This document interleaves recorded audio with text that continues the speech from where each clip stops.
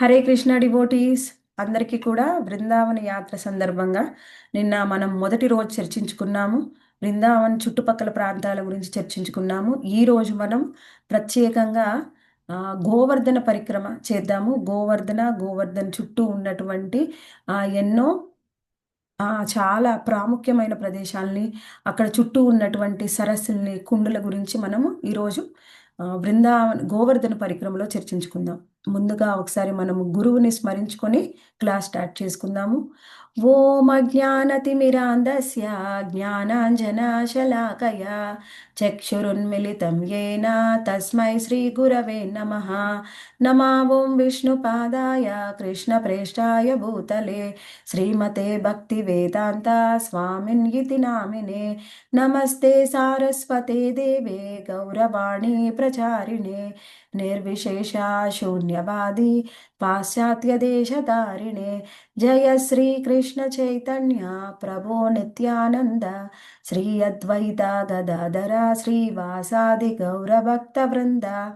Hare Krishna Krishna Krishna Hare Hare, Hare Rama Rama Rama Hare Hare. Okay, అయితే ఇప్పుడు గోవర్ధన పరిక్రమ బృందావన్కి దర్శనం చేసుకున్న వాళ్ళు, బృందావన్ యాత్రకు వచ్చిన వాళ్ళు కూడా అందరూ కూడా గోవర్ధన పరిక్రమ వాళ్ళు నడవలేకపోయారు, చేయలేకపోయారు. కొందరు మాత్రం ఆటోలో చేశారు, కొందరు అసలు బృందావన్ పరిక్రమకే రాలేకపోయారు. ఆటోలో చేసిన, డైరెక్ట్గా నడిచినా రాలేని వాళ్ళు కూడా అన్ని ప్రదేశాలని కవర్ చేయలేరు. రాలేని వాళ్ళు ఎలాగో చేయలేరు, కానీ నడిచే వాళ్ళకు కూడా అన్ని ప్రదేశాలని కవర్ చేయడం చాలా కష్టం. ఎందుకంటే చాలా సమయం పడుతుంది. మనకి నడిచేటప్పుడు కూడా అందరూ మనతోటి వాళ్ళు కూడా మన పక్కన ఉండే అవకాశం ఉండదు.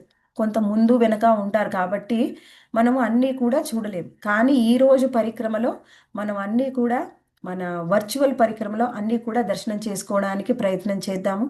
అయితే ముఖ్యంగా మనము ఈ గోవర్ధన పరిక్రమలో ఈరోజు మనం చేసేది గోవర్ధన పరిక్రమ. బృందావన్ పరిక్రమ ఇంకొక రోజు చర్చించుకుందాం. అయితే గోవర్ధన పరిక్రమలో ఎందుకు గోవర్ధనం అంత ప్రాముఖ్యమైంది, ముందుగా ఒక 5 నిమిషాలు చర్చించుకొని తర్వాత పరిక్రమలో మనం చూసేటటువంటి ముఖ్యమైన ప్రదేశాల గురించి చర్చించుకుందాం. అయితే గోవర్ధన ఎందుకంత ప్రాముఖ్యమైనది? గోవర్ధన్ అంటే ఎవరికి ప్రియం, అది ముందు తెలుసుకోవాలి. ఇంతకు ముందు కూడా మనము 1-2 సార్లు చర్చించుకున్నాము, అయినప్పటికీ ఒకసారి చూద్దాం. గోవర్ధన్ ఎవరు అంటే, ఒకసారి శ్రీమతి రాధారాణి గోలోక బృందావనంలో కృష్ణుడి కోసం ఎదురు చూస్తూ ఉంది. ఆ సమయంలో కృష్ణుడు వస్తారు. వచ్చినప్పుడు రాధారాణి ఒక కోరిక కోరుతుందన్నమాట. ఏంటి అంటే, మనిద్దరము కూడా అది గోలోక బృందావనంలో విహారం చేయడానికి, మన లీలలు చేయడానికి నాకు ఒక మంచి ప్రదేశం కావాలి.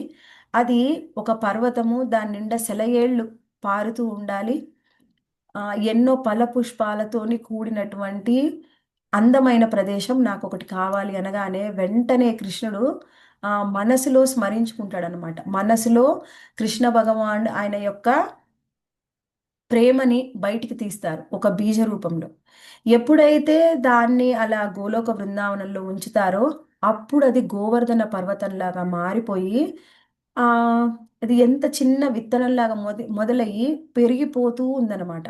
అది ఎంతగా పెరిగిపోతూ ఉందంటే, కృష్ణ భగవానుడి యొక్క మనసులో రాధారాణిపై ఉన్నటువంటి ప్రేమ ఎంతగా ఉందో అంతగా పెరిగిపోతూ ఉంది.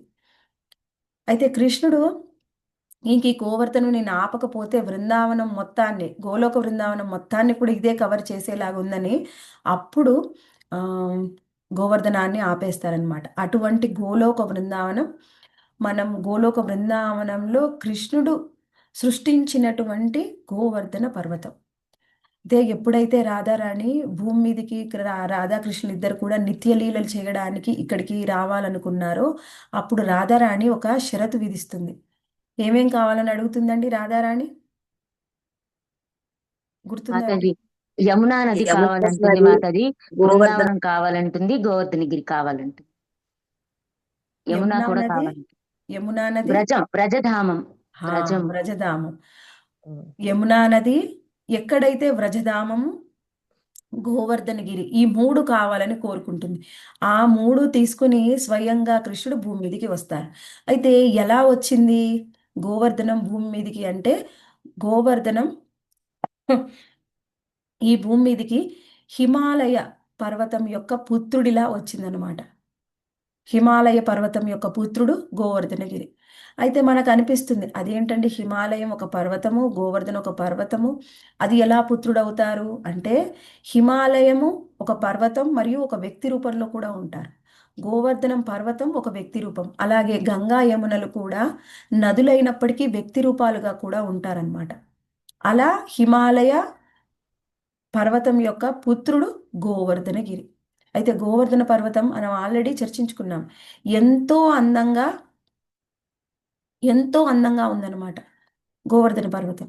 అది చూసినటువంటి పులస్యముని గోవర్ధన పర్వతం ఎంతో బాగుందని ఇక్కడే ఆయన సాధన చెయ్యాలి అనుకుంటారు. అందులో తప్పు లేదు, ఆయన సాధన చెయ్యవచ్చు. అయితే ఆయన ఏమనుకుంటారు, గోవర్ధన పర్వతం ఎక్కడ ఉంటే అక్కడ నేను సాధన చేయడం కాదు, నేనెక్కడ సాధన చెయ్యాలనుకుంటున్నానో అక్కడికే గోవర్ధనం రావాలి అనుకుంటారు. అలా అని గోవర్ధనాన్ని తీసుకొని వెళ్ళడానికి ప్రయత్నం చేస్తారు. ప్రయత్నం చేసి వెళ్ళి హిమవంతుడిని అడుగుతారు. హిమవంతుడు అప్పుడు చెప్తారనమాట, కావాలంటే నువ్వు తీసుకొని వెళ్ళవచ్చు, కానీ అందులో నా ఇష్టం ఏం లేదు.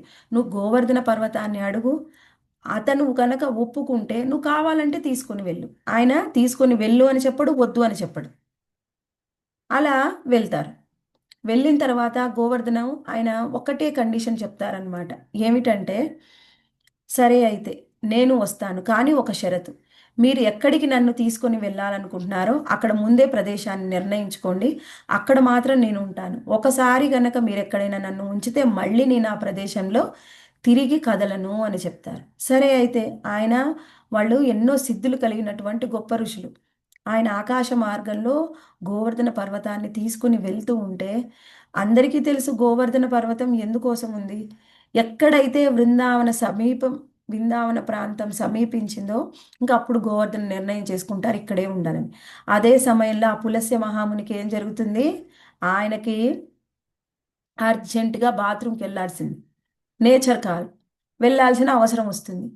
అయితే ఆయన ఇంకా మామూలుగా అసలు ఎన్ని సిద్ధులు ఉన్నాయంటే, ఎన్ని సిద్ధులు లేకపోతే డైరెక్ట్గా ఒక పర్వతాన్ని తీసుకుని వెళ్ళగలుగుతున్నారు. కానీ ఆయన అప్పుడు ఆపుకోలేకపోతారు. ఇదంతా ఒక లీలల మనం చూడాలి, లీలగా చూడాలి. సరే ఆయన అక్కడ బృందావన ప్రాంతంలో ఉంచి ఆయన వెళ్ళేసి వస్తారు. తర్వాత గోవర్ధనం తిరిగి రమ్మంటే రాదు. ఎందుకంటే ఆల్రెడీ నన్ను ఇక్కడ మీరు ఉంచారు, నేను ఆల్రెడీ ముందే నా షరతుని విధించాను, అందుకని నేను ఇక్కడి నుంచి తిరిగి రాను. అప్పుడు పులస్య మహామునికి చాలా కోపం వస్తుంది. నువ్వు ఇది కావాలనే చేశావు, లేకపోతే నేను రావాల్సింది ఏమిటి, దానికి అదొక, నాకు అసలు ఆయనకున్న సిద్ధులకి అదొక ప్రత్యేకమైన పరిస్థితి ఏర్పడదు, అటువంటి పరిస్థితి ఏర్పడింది అని కోపంతోని గోవర్ధనాన్ని శపిస్తాను. నువ్వు ప్రతిరోజు కూడా ఆవగింజంత తగ్గిపోతావు అని. అందుకనే గోవర్ధన పర్వతం ఆ సమయంలో ఉన్నప్పుడు చాలా పెద్దగా ఉండేది. ఇప్పుడు చూస్తే మనం చాలా చిన్నగా అయిపోయిందనమాట. గోవర్ధనం అలా తరిగిపోతూ వస్తుంది. అయితే అటువంటి గోవర్ధన పర్వతం యొక్క ప్రత్యేకత ఏమిటి ముందు తెలుసుకోవాలి. ఎందుకంటే పరిక్రమ చేయడానికి వెళ్తున్నాం. అదేమి తక్కువ సమయం కాదు. దాదాపుగా 23, 24 కిలోమీటర్ల దూరాన్ని ప్రతిరోజు కూడా పరిక్రమ చేసేవాడు సనాతన గోస్వామి. అంత ప్రాముఖ్యత ఏముంది? ఎందుకు ఆ పర్వతానికి ప్రతిరోజు మనం పరిక్రమ చెయ్యాలి అంటే, గోవర్ధనుడు స్వయంగా పర్వత రూపంలో ఉన్నప్పటికీ కూడా స్వయం కృష్ణుడి యొక్క భక్తుడు. అంటే ఎలా అంటే, బలరాముడు ఏ విధంగా స్వయంగా భగవంతుడు మరియు కృష్ణుడి యొక్క భక్తుడు ఎప్పుడు ఆయనకి సేవలను అందించడానికి సిద్ధంగా ఉంటారో, గోవర్ధన్ కూడా అదే విధంగా. అయితే ఆ గోవర్ధనాన్ని మనకి స్వయంగా రఘునాథ దాస గోస్వామి ఈ విధంగా కీర్తిస్తూ ఉన్నారనమాట. హందాయ మద్రిరబల హరిదాస వర్యు, ఇది శ్రీమతి రాధారాణి కీర్తిస్తున్నారు. యద్రామకృష్ణ చరణ స్పర్శ ప్రమోద అంటున్నారు. ఏమిటి? హరిదాస వర్య అంటే హరి యొక్క దాసులందరిలో కూడా నువ్వు ఉత్తముడివి. ఎప్పుడూ కూడా రాధాకృష్ణుల యొక్క పాదాలలో ఉండేటటువంటి చరణ ధూళితోని నువ్వు ఎప్పుడు ఎంతో సంతోషంగా ఉన్నావు అని గోవర్ధనాన్ని కీర్తిస్తూ ఉంది. రాధారాణికి స్వయంగా గోవర్ధన అంటే చాలా ఇష్టం. ఎప్పుడైతే గోవర్ధన పర్వతం కిందికి వచ్చిందో వాళ్ళిద్దరూ కలిసి కూడా ఎన్నో లీలలు చేశారు. రాధాకృష్ణులు ఇద్దరికీ కూడా గోవర్ధన అంటే ఎంతో ప్రత్యేకం.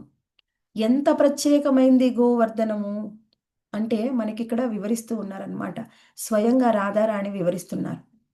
రాధారాణి ఈ విధంగా గోవర్ధనుణ్ణి కీర్తిస్తున్నారు అని రఘునాథ్ దాస గోస్వామి కీర్తిస్తూ ఉన్నారనమాట. మనము మనం ఇంతకు ముందు కూడా చర్చించుకున్నాం.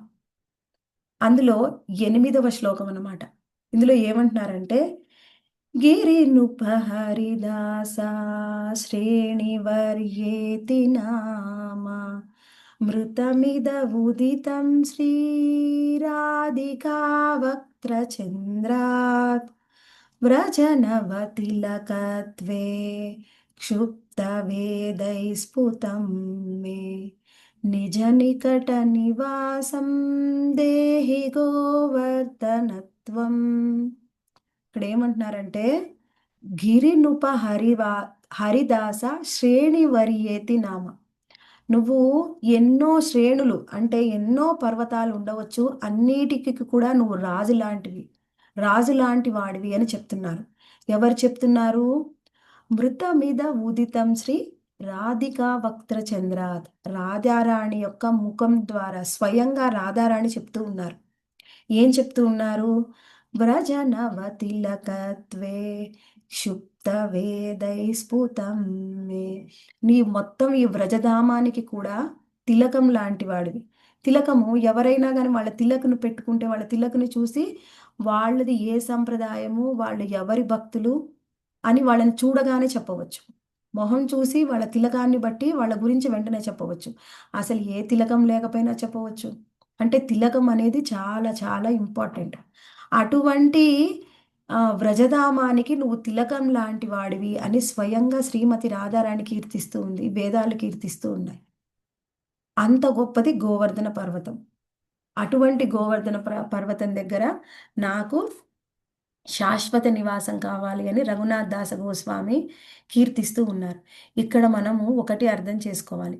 బృందావన ధామం మొత్తంలోకి కూడా కృష్ణుడికి చాలా ప్రియమైనది. అక్కడ ఎన్నో వనాలు ఉన్నా అన్నిటికంటే ఎక్కువ ప్రియమైనది వ్రజధామం. అందులో కూడా గోవర్ధన్ అంటే చాలా ప్రియం. గోవర్ధన్లో కూడా రాధాకుండ్ శ్యామకుండ్ అంటే కృష్ణుడికి చాలా ప్రియమైనది, చాలా ప్రాముఖ్యమైనవి. అటువంటి గోవర్ధన పరిక్రమ ఎంత ప్రాముఖ్యమైంది కాకపోతే సనాతన గోస్వామి 90 ఏళ్ల వయసులో కూడా ప్రతిరోజు గోవర్ధన పరిక్రమ చేసేవారు. అలా చేస్తూ ఉంటే కృష్ణుడికి చాలా బాధ అనిపిస్తుంది అనమాట. బాధ అనిపించి సనాతన గోస్వామికి తన గోవర్ధన శిలని ఇచ్చి నువ్వు ఈ శిలకి ప్రతిరోజు పరిక్రమ చేయమని చెప్తారు. మనం రాధా దామోదర మందిరానికి వెళ్తే స్వయంగా దాన్ని దర్శించవచ్చు. అయితే ఈరోజు మనం గోవర్ధన పరిక్రమని స్టార్ట్ చేద్దాం. ఎక్కడి నుంచి స్టార్ట్ చేద్దాము? అక్కడ మనము గోవర్ధన పరిక్రమ ఎక్కువగా అందరూ కూడా కుసుమ సరోవర్ నుంచి స్టార్ట్ చేస్తారు. కుసుమ సరోవర్ అందరు దర్శనం చేసుకున్నారండి? చేసుకున్నాం మాతయ్య.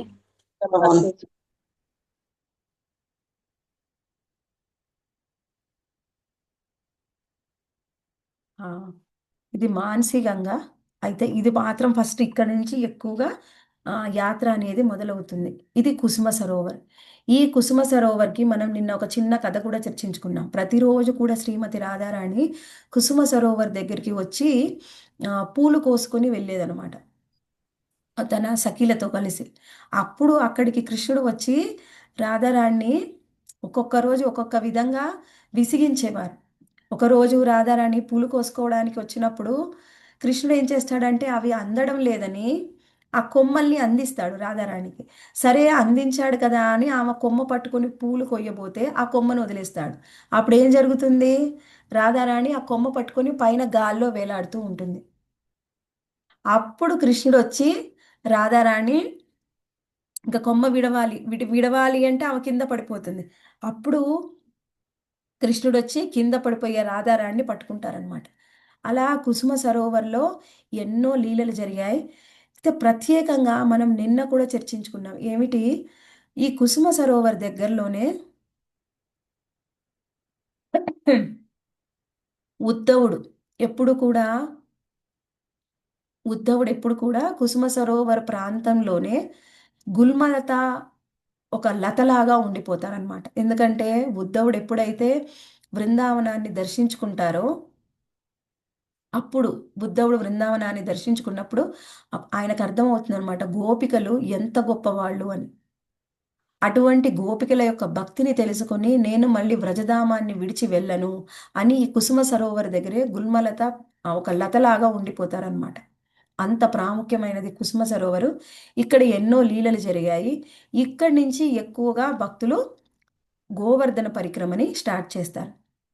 ఆ తర్వాత వాళ్ళు దర్శనం చేసుకుంటూ తర్వాత మనము దర్శించుకున్నటువంటి ప్రాంతాల్లో ముఖ్యమైన ప్రాంతం ఏమిటి అంటే మానసి గంగ.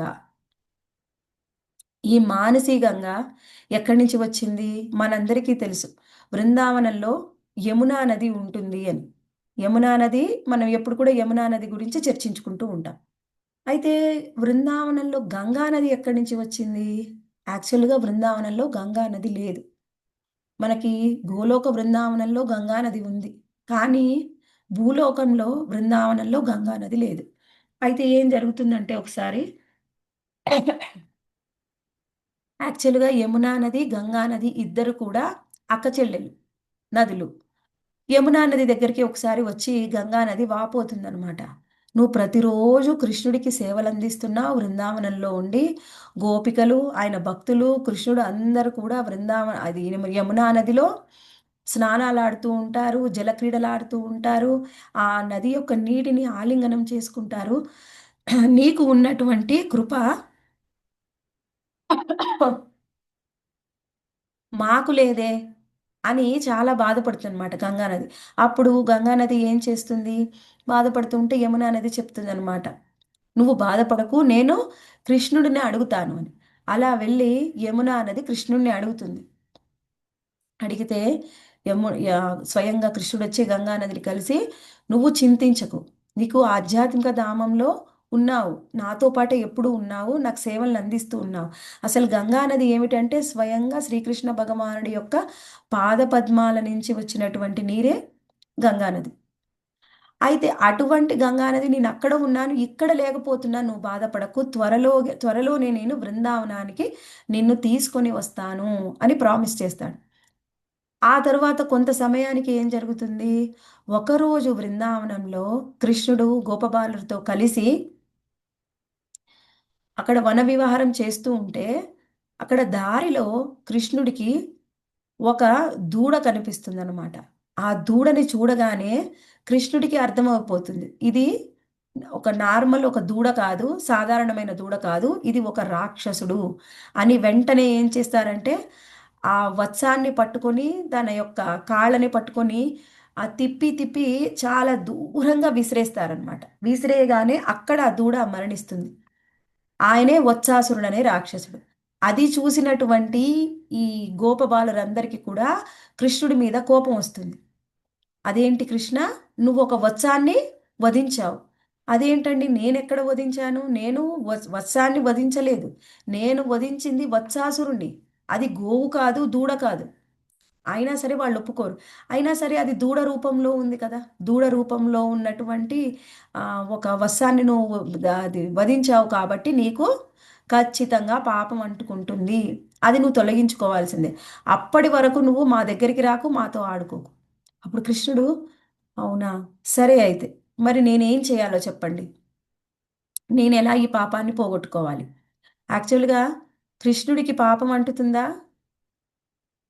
వాళ్ళు ఏం లేదు మాతాజీ. చెప్పారంటే మాతాజీ పాపం అంటది. కృష్ణుడికి పాపం అంటదు. వాళ్ళు పాపాన్ని పోగొట్టుకోవడానికి కృష్ణుడిని ఎక్కడ స్నానం చేయమని చెప్తారంటే, నువ్వు హరిద్వార్కి వెళ్ళి అక్కడ ఉన్న గంగాలో స్నానం చేసిరా అని చెప్తారు. అసలు ఆ గంగానది వచ్చిందే కృష్ణుడి యొక్క పాదపద్మాల నుంచి. అటువంటి గంగలో కృష్ణుడిని పాపం పోగొట్టుకోవడానికి స్నానం చేయమంటున్నారు. అయినప్పటికీ కృష్ణుడు ఏం మాట్లాడకుండా, ఆయన దేవాది దేవుడు అయినప్పటికీ స్వయంగా సరే అయితే మీరు చెప్పినట్టే చేస్తాను అని హరిద్వార్లో ఉన్నటువంటి గంగా నదిని అప్పుడు కృష్ణుడు అక్కడికి బృందావనానికి ఆహ్వానిస్తారు తన మనసు ద్వారా. అందుకనే ఇక్కడ ఉన్న ఈ గంగా నది ఇలా ఒక నదిలాగా ప్రవహించదు, ఒక పెద్ద నదిలాగా ఉండదన్నమాట. అలా ఒక కుండులాగా ఉంటుంది, ఒక పెద్దది, కాకపోతే చాలా పెద్దది మిగిలిన అన్నిటికంటే. అప్పుడు అది మానసి గంగా రూపంలో వస్తుంది, మనసు ద్వారా వచ్చింది కాబట్టి మానసి గంగా అని పేరు వచ్చింది. అప్పుడు కృష్ణుడు ఈ గంగా నది మనకి హరిద్వార్లో ఉండే గంగా నదికి ఏ మాత్రం తీసిపోదు, స్వయంగా కృష్ణుడి మనసు ద్వారా వచ్చింది కాబట్టి ఇంకా ఎక్కువ పవిత్రమైనదే, అందులో ఏ విధమైన సందేహం లేదు. అలా ఎప్పుడు అంతకంటే ముందే కృష్ణుడు ఒక కుండాన్ని తయారు చేసి ఉంచుతారనమాట. అక్కడ మొత్తం మానసికంగా గంగా నది నిండిపోతుంది, అది మానసి గంగ. అక్కడ కృష్ణుడు స్నానం చేస్తాడు. స్నానం చేసిన తర్వాత సరే ఇంకా కృష్ణుడు చేసిన తప్పు పోయింది అని అందరూ వ్రజవాసులందరూ కూడా కృష్ణుడితో నగోపబాలను ఆడుకుంటారు. సరే అది అయిపోయింది. తర్వాత కృష్ణుడు ఇంటికి వెళ్తాడు. ఇంటికి వెళ్తే అంతకు ముందే, కృష్ణుడు ఇంటికి వెళ్ళక ముందే ఒక సంఘటన జరుగుతుంది. అక్కడికి హరిద్వార్ నుంచి కొంతమంది మునులు నంద మహారాజును కలవడానికి వస్తారు. అందులో ముఖ్యమైన వాడు శాండిల్యముని. శాండిల్యముని ఒక మాట చెప్తారనమాట, నేను హరిద్వార్ నుంచి వస్తున్నాను, ఎవరైతే హరిద్వార్లో ఉన్నటువంటి గంగా నదిలో స్నానం చేస్తారో వాళ్ళు అక్కడ ఉన్నటువంటి వాళ్ళలో ఉన్నటువంటి అన్ని పాపాల నుంచి కూడా ముక్తి లభిస్తుంది, వాళ్ళ కేవలం పాప విముక్తి మాత్రమే కాదు, నేను మీకు ఒక కథ చెప్తాను అని వాళ్ళు చెప్తారనమాట. ఒకసారి ఏం జరుగుతుందంటే గరుత్మంతుడు గంగా నది మీదుగా వెళ్తూ తను ఒక వేటని, ఒక పాముని వేటాడి ఆ పాముని తీసుకుని వెళ్తూ ఉంటాడు. పాముని తీసుకుని వెళ్తూ ఉంటే గంగా నది మీదుగా ఆ పాము యొక్క తోక గంగా నదిలో తాకుతుంది. దాని వలన వెంటనే ఆ పాము స్వయంగా చతుర్భుజ నారాయణ రూపాన్ని పొందుతుంది. అది చూసి ఆశ్చర్యపోతాడనమాట, ఏంటి గరుత్మంతుడు ఇలా మారిపోయింది ఈ పాము, ఏమిటి అంటే ఎప్పుడైతే గంగ తాకుతుందో ఆ పాము చేసినటువంటి పాపాలన్నిటి నుంచి కూడా విముక్తి లభించి దానికి సాలోక్య ముక్తి లభించింది అనమాట, సారూప్య ముక్తి, స్వయంగా భగవంతుడి యొక్క రూపాన్ని పొందుతుంది. ఆ విధంగా వైకుంఠధామానికి వెళ్తుంది. వెళ్ళినప్పుడు అదేంటి మరి నా కాళ్ళ దగ్గర ఉంది కదా ఆ పాము, అంటే ఆయన కూడా కాళ్ళ దగ్గర ఉన్నాడు, అది తప్పు అని చెప్పి కాళ్ళని పైకి పెట్టుకొని ఆ గరుత్మంతుడు అది సారూప్య రూపాన్ని పొందినటువంటి ఆ భక్తుణ్ణి తీసుకొని వైకుంఠధామానికి వెళ్తాడనమాట. అంత ప్రత్యేకమైంది. అందుకని మీరు కూడా హరిద్వార్కి వెళ్ళి గంగా నదిలో స్నానం చేయండి అని చెప్తారు. వెంటనే నందమహారాజు మొత్తం అన్ని ఏర్పాట్లు చేస్తారనమాట, ఇక్కడ ఎలా అయినా సరే అక్కడికి వెళ్ళి స్నానం చేయాలి అని. యాక్చువల్గా నందమహారాజుకి పాపం ఉంటుందా? లేదు మాతాజీ. ఉండదు మాతాజీ. ఆయన నందమహారాజుకి పాపమే ఉంటే ఆయన భూమి మీదకి వచ్చి స్వయంగా శ్రీకృష్ణ భగవానికి తండ్రి అయ్యేవాడా? కాదు. అయినప్పటి నిత్య స్థితి. అయినప్పటికీ వాళ్ళకి ఎలా ఉంటారంటే భక్తుల యొక్క భావం చూడండి. సరే ఎలా అయినా సరే భగవద్ధామానికి వెళ్ళిపోవాలి, ఎప్పుడు వాళ్ళకి అదే ఆలోచన ఉంటుంది అని అందరూ కూడా ప్రయాణానికి ఏర్పాట్లు చేస్తూ ఉంటారు. అప్పుడు కృష్ణుడు రాగానే యశోదామాత కొన్ని పిండి వంటలు తయారు చేస్తూ ఉంటుంది. పిండి వంటలు తయారు చేస్తూ ఉంటే కృష్ణుడు చూస్తాడు, అమ్మ ఏంటి ఏర్పాట్లు చేస్తూ ఉన్నావు? ఏర్పాటు చేస్తున్నాను, ఎందుకంటే మనం ప్రయాణం త్వరలో మనం ప్రయాణం కట్టాలి, మనము హరిద్వార్కి వెళ్ళాలి. ఎందుకు అక్కడ హరిద్వార్కి వెళ్ళాలి, ఏం చేయాలి, ఏముంది అక్కడ అని కృష్ణుడు ప్రశ్నల మీద ప్రశ్నలు అడుగుతూ ఉంటాడు. అడుగుతూ ఉంటే యశోదామాత నేను పనిలో ఉన్నాను, నేను ఎన్నో ఏర్పాట్లు చేయాలి, నువ్వు వెళ్ళి మీ నాన్నగారిని అడుగు అని పంపిస్తుంది. మనం ఎక్కువగా బిజీగా ఉన్నప్పుడు పిల్లల్ని పంపిస్తాను చూడండి పక్కకి, అలా పంపించేసింది అనమాట. అయితే కృష్ణుడు వెళ్ళి నంద్ బాబా ఒళ్ళో కూర్చున్నారు. కూర్చొని బాబా మనము ఎక్కడికి వెళ్తున్నాం అని అన్ని కృష్ణుడు ప్రశ్నిస్తారు. ప్రశ్నిస్తే అప్పుడు నంద మహారాజ్ అన్ని సమాధానాలు చెప్పిన తర్వాత మనం ఇప్పుడు గంగా స్నానం కోసం హరిద్వార్కి వెళ్తున్నాము, ప్రయాణం అవ్వు నువ్వు కూడా అని చెప్తే కృష్ణుడు చెప్తాడనమాట, అదేంటి గంగా స్నానం కోసం హరిద్వార్కి ఎందుకు, మన బృందావనంలోనే ఉంది కదా అంటే, బృందావనంలో గంగ లేదు, యమున మాత్రమే ఉంది. లేదు లేదు నాన్నగారు, నేను చూశాను, ఎన్నో నేను మానసికంగా గంగా నది ఉంది, నేను స్నానం కూడా చేశాను. అంటే మనకి ఇక్కడ ఎన్నో చెరువులు కుండులు ఉన్నాయి, అవేవి కూడా గంగా నదితో సమానం కావు. అప్పుడు ఆయన ఏమంటారు, సరే అయితే నేను వెళ్తాను, నేను చూపిస్తాను రండి అని తీసుకొని వెళ్తాడు. తీసుకొని వెళ్ళి మానసికంగా ప్రాంతానికి వస్తారనమాట. వచ్చినప్పుడు చూస్తారు నందమహారాజ్, చూసి కూడా లేదమ్మా, ఇది సామాన్యమైన కుండము, ఇది గంగా నది కాదు అని చెప్తే, అప్పుడు కృష్ణుడు ఇంక నేను చెప్తే మా నాన్నగారు వినరు అని అప్పుడు ఏం చేస్తారు, స్వయంగా గంగా నదిని ప్రార్థిస్తారనమాట. నువ్వే వచ్చి దర్శనం ఇవ్వు. అప్పుడు స్వయంగా గంగా నది ఆ, మకరం మీద, మకరం అంటే ఏంటండి, మొసలి, మొసలి మీద కూర్చొని తెల్ల వస్త్రాలని ధరించి దర్శనమిస్తుంది అనమాట. ఎందుకంటే గంగా నది యొక్క వాహనము మొసలి, ఆమె ఎప్పుడు తెల్ల వస్త్రాలను ధరిస్తుంది అని అందరికీ తెలుసు. అదే రూపంలో దర్శనమిస్తే అప్పుడు ఆయన ఒప్పుకుంటారు.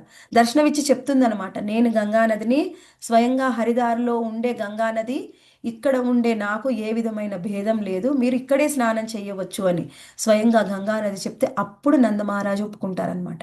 అప్పుడు అందరు కూడా బృందావన వాసుల్ని ప్రయాణ ఏర్పాట్లన్నీ ఆపేసి అందరు అక్కడ వచ్చి మానసి గంగాలో స్నానం చేస్తారు.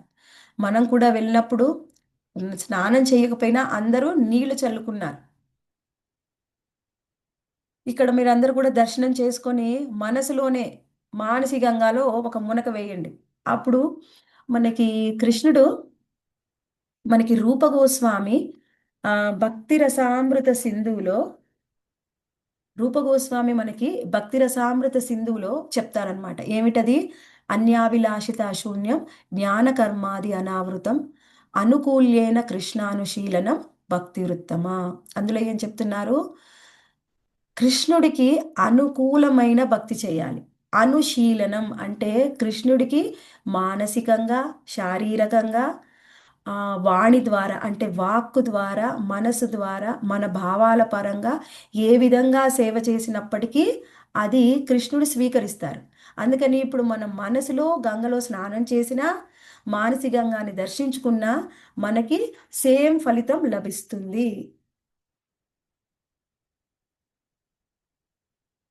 అందుకని ఇక్కడ మనం అందరం కూడా ఒకటి అర్థం చేసుకోవాలి, ఏమిటది, మానసికంగా దర్శనం అయిపోయింది. ఇప్పుడు తర్వాత మనం ఇప్పుడు కుసుమ సరోవర్ని దర్శనం చేసుకున్నాం, తర్వాత మానసికంగాని దర్శనం చేసుకున్నాం. తర్వాత మనకి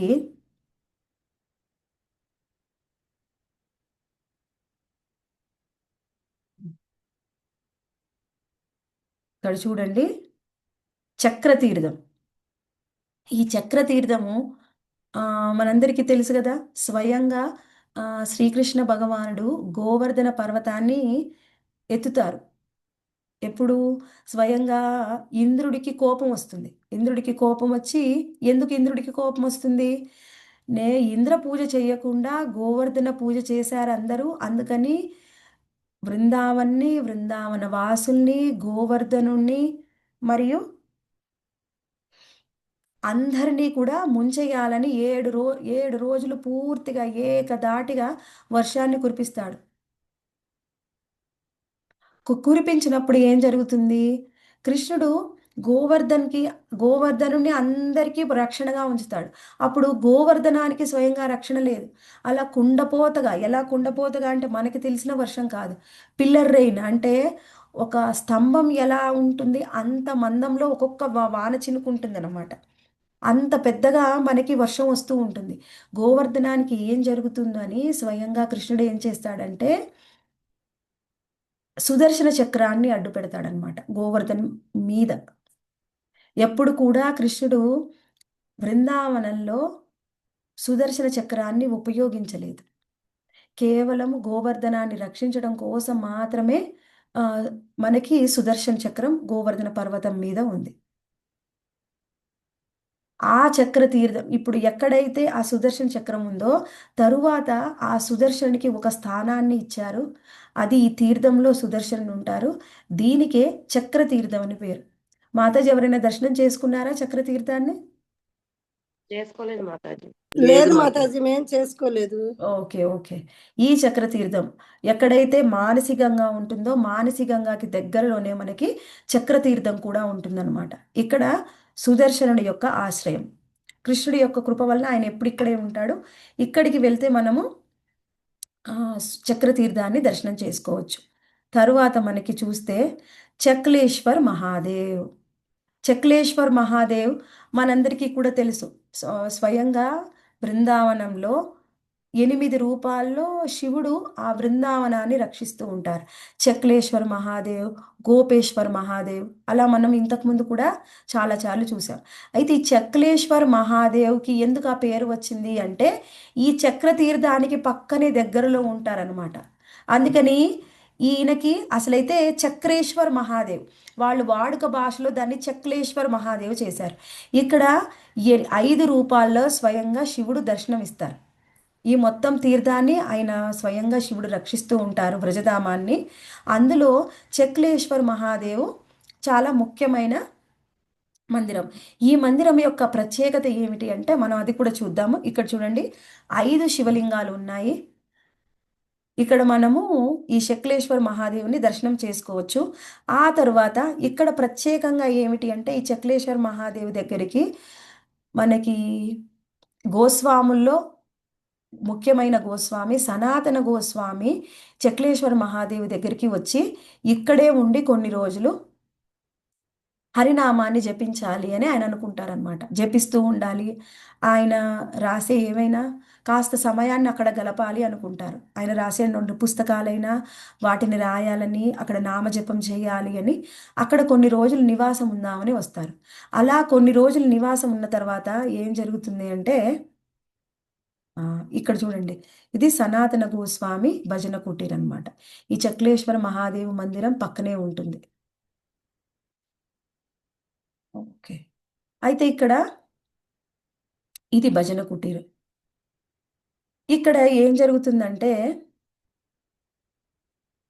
ఆయన అలా వచ్చి కొన్ని రోజులు ఉన్నారు. ఉన్నప్పుడు ఆయనకి చాలా ప్రియం, శివుడికి చాలా ప్రియం అనమాట. ఎవరైనా కృష్ణనామాన్ని జపించినా, ఆయన భక్తులు దర్శనం చేసుకున్నా ఆయనకి చాలా ఇష్టం.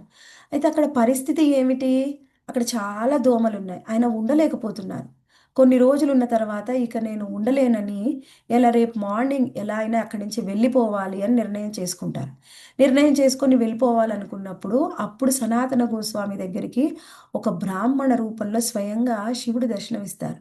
శివుడు దర్శనమిచ్చి ఎందుకు మీరు వెళ్ళాలనుకుంటున్నారు, కొంతకాలం ఇక్కడే ఉండవచ్చు కదా అన్నప్పుడు ఆయన ఇక్కడ దోమలు చాలా ఇబ్బంది పెడుతున్నాయి, అందుకే నేను వెళ్ళాలనుకుంటున్నాను. అయితే సరే మీరు వెళ్దురు కానీ ఒక్కరోజు వేచి ఉండండి, తర్వాత మీరు నెక్స్ట్ డే మీకు అలానే అనిపిస్తే రేపు వెళ్దురు కానీ. అయితే ఆయన సరే అని ఒప్పుకుంటారు. ఒప్పుకున్న తర్వాత ప్రతి ఒక్కళ్ళకి కూడా అధిష్టాన దేవత ఉంటారు, ప్రతి ఒక్క విషయానికి కూడా. అలా ఎవరైతే దోమలకి అధిష్టాన దేవతో వాళ్ళని పిలిచి స్వయంగా శివుడు రిక్వెస్ట్ చేస్తాడనమాట. రిక్వెస్ట్ చేస్తే ఆయన ఆదేశించవచ్చు కూడా, రిక్వెస్టే కాదు. అలా ఆయన ఎప్పుడైతే చెప్పారో అక్కడ ఉన్నటువంటి దోమ ఒక్కటి కూడా లేకుండా దోమలన్నీ మాయమైపోతాయి. ఆ తర్వాత సనాతన గోస్వామి అక్కడ చాలా కాలం ఉంటారు. అందుకని ఇక్కడ మనము సనాతన గోస్వామి భజన కుటీర్ని కూడా చూడొచ్చు చక్లేశ్వర్ మహాదేవ్ దగ్గరలో. ఇవన్నీ కూడా దగ్గరే ఉంటాయి. మానసి గంగా పక్కనే చక్రతీర్థ్, పక్కన చక్లేశ్వర్ మహాదేవ్, మన సనాతన గోస్వామి భజన కుటీర్, ఇవన్నీ కూడా చూడవచ్చు. ఇక్కడ మనకి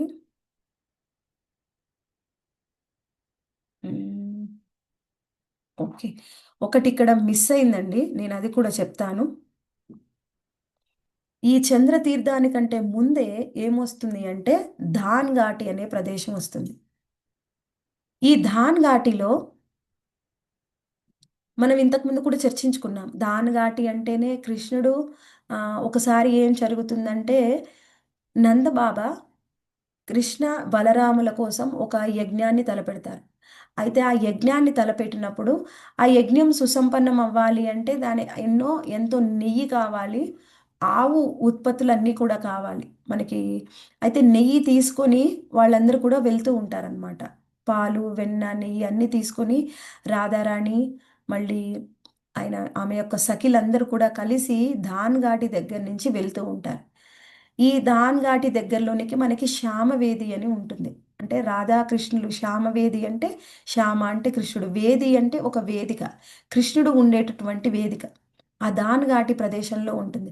ఆ ప్రదేశం గుండా స్వయంగా రాధారాణి వెళ్తూ ఉంది అని కృష్ణుడికి మెసేజ్ వస్తుంది. కృష్ణుడికి మెసేజ్ ఎవరిస్తారు అంటే కృష్ణుడి చేతిలో ఉండేటువంటి చిలుక. ఆ చిలుక ఎప్పుడైతే మెసేజ్ ఇస్తుందో వెంటనే కృష్ణుడు, ఆయన యొక్క ఫ్రెండ్స్ మధు మంగళ్, తోక కృష్ణ, మళ్ళీ కృష్ణ, బలరాం వీళ్ళందరూ కలిసి వెళ్తారనమాట. వెళ్ళగానే అక్కడ వాళ్ళందరూ దారిలో వెళ్తూ ఉంటారు. రాధారాణిని వెంటనే అటకాయిస్తారు. అటకాయించి వాళ్ళందరూ కూడా రాజు యొక్క భటుల్లాగా వెళ్తారు. అంటే రాజు యొక్క పరివారం లాగా వెళ్ళి వాళ్ళందరూ ఆపుతారు. మీరు ఎక్కడికి వెళ్తున్నారంటే మేము ఇక్కడి నుంచి వెళ్తున్నాము, అక్కడ యజ్ఞం జరుగుతుంది, యజ్ఞానికి మేము నెయ్యి తీసుకొని వెళ్తున్నాం. అయితే మీరు వెళ్తున్నారు బాగానే ఉంది, కానీ ఇదే దారి గుండా మీరు పదే పదే వెళ్తున్నారు. మరి ఈ ప్రదేశానికి ఒక రాజా ఉన్నారు కదా, ఆ రాజుకు మీరు మరి ట్యాక్స్ ఇవ్వాలి కదా, ట్యాక్స్ పే చేయాలి కదా, అంటే సుంకాన్ని చెల్లించాలి కదా అంటారు.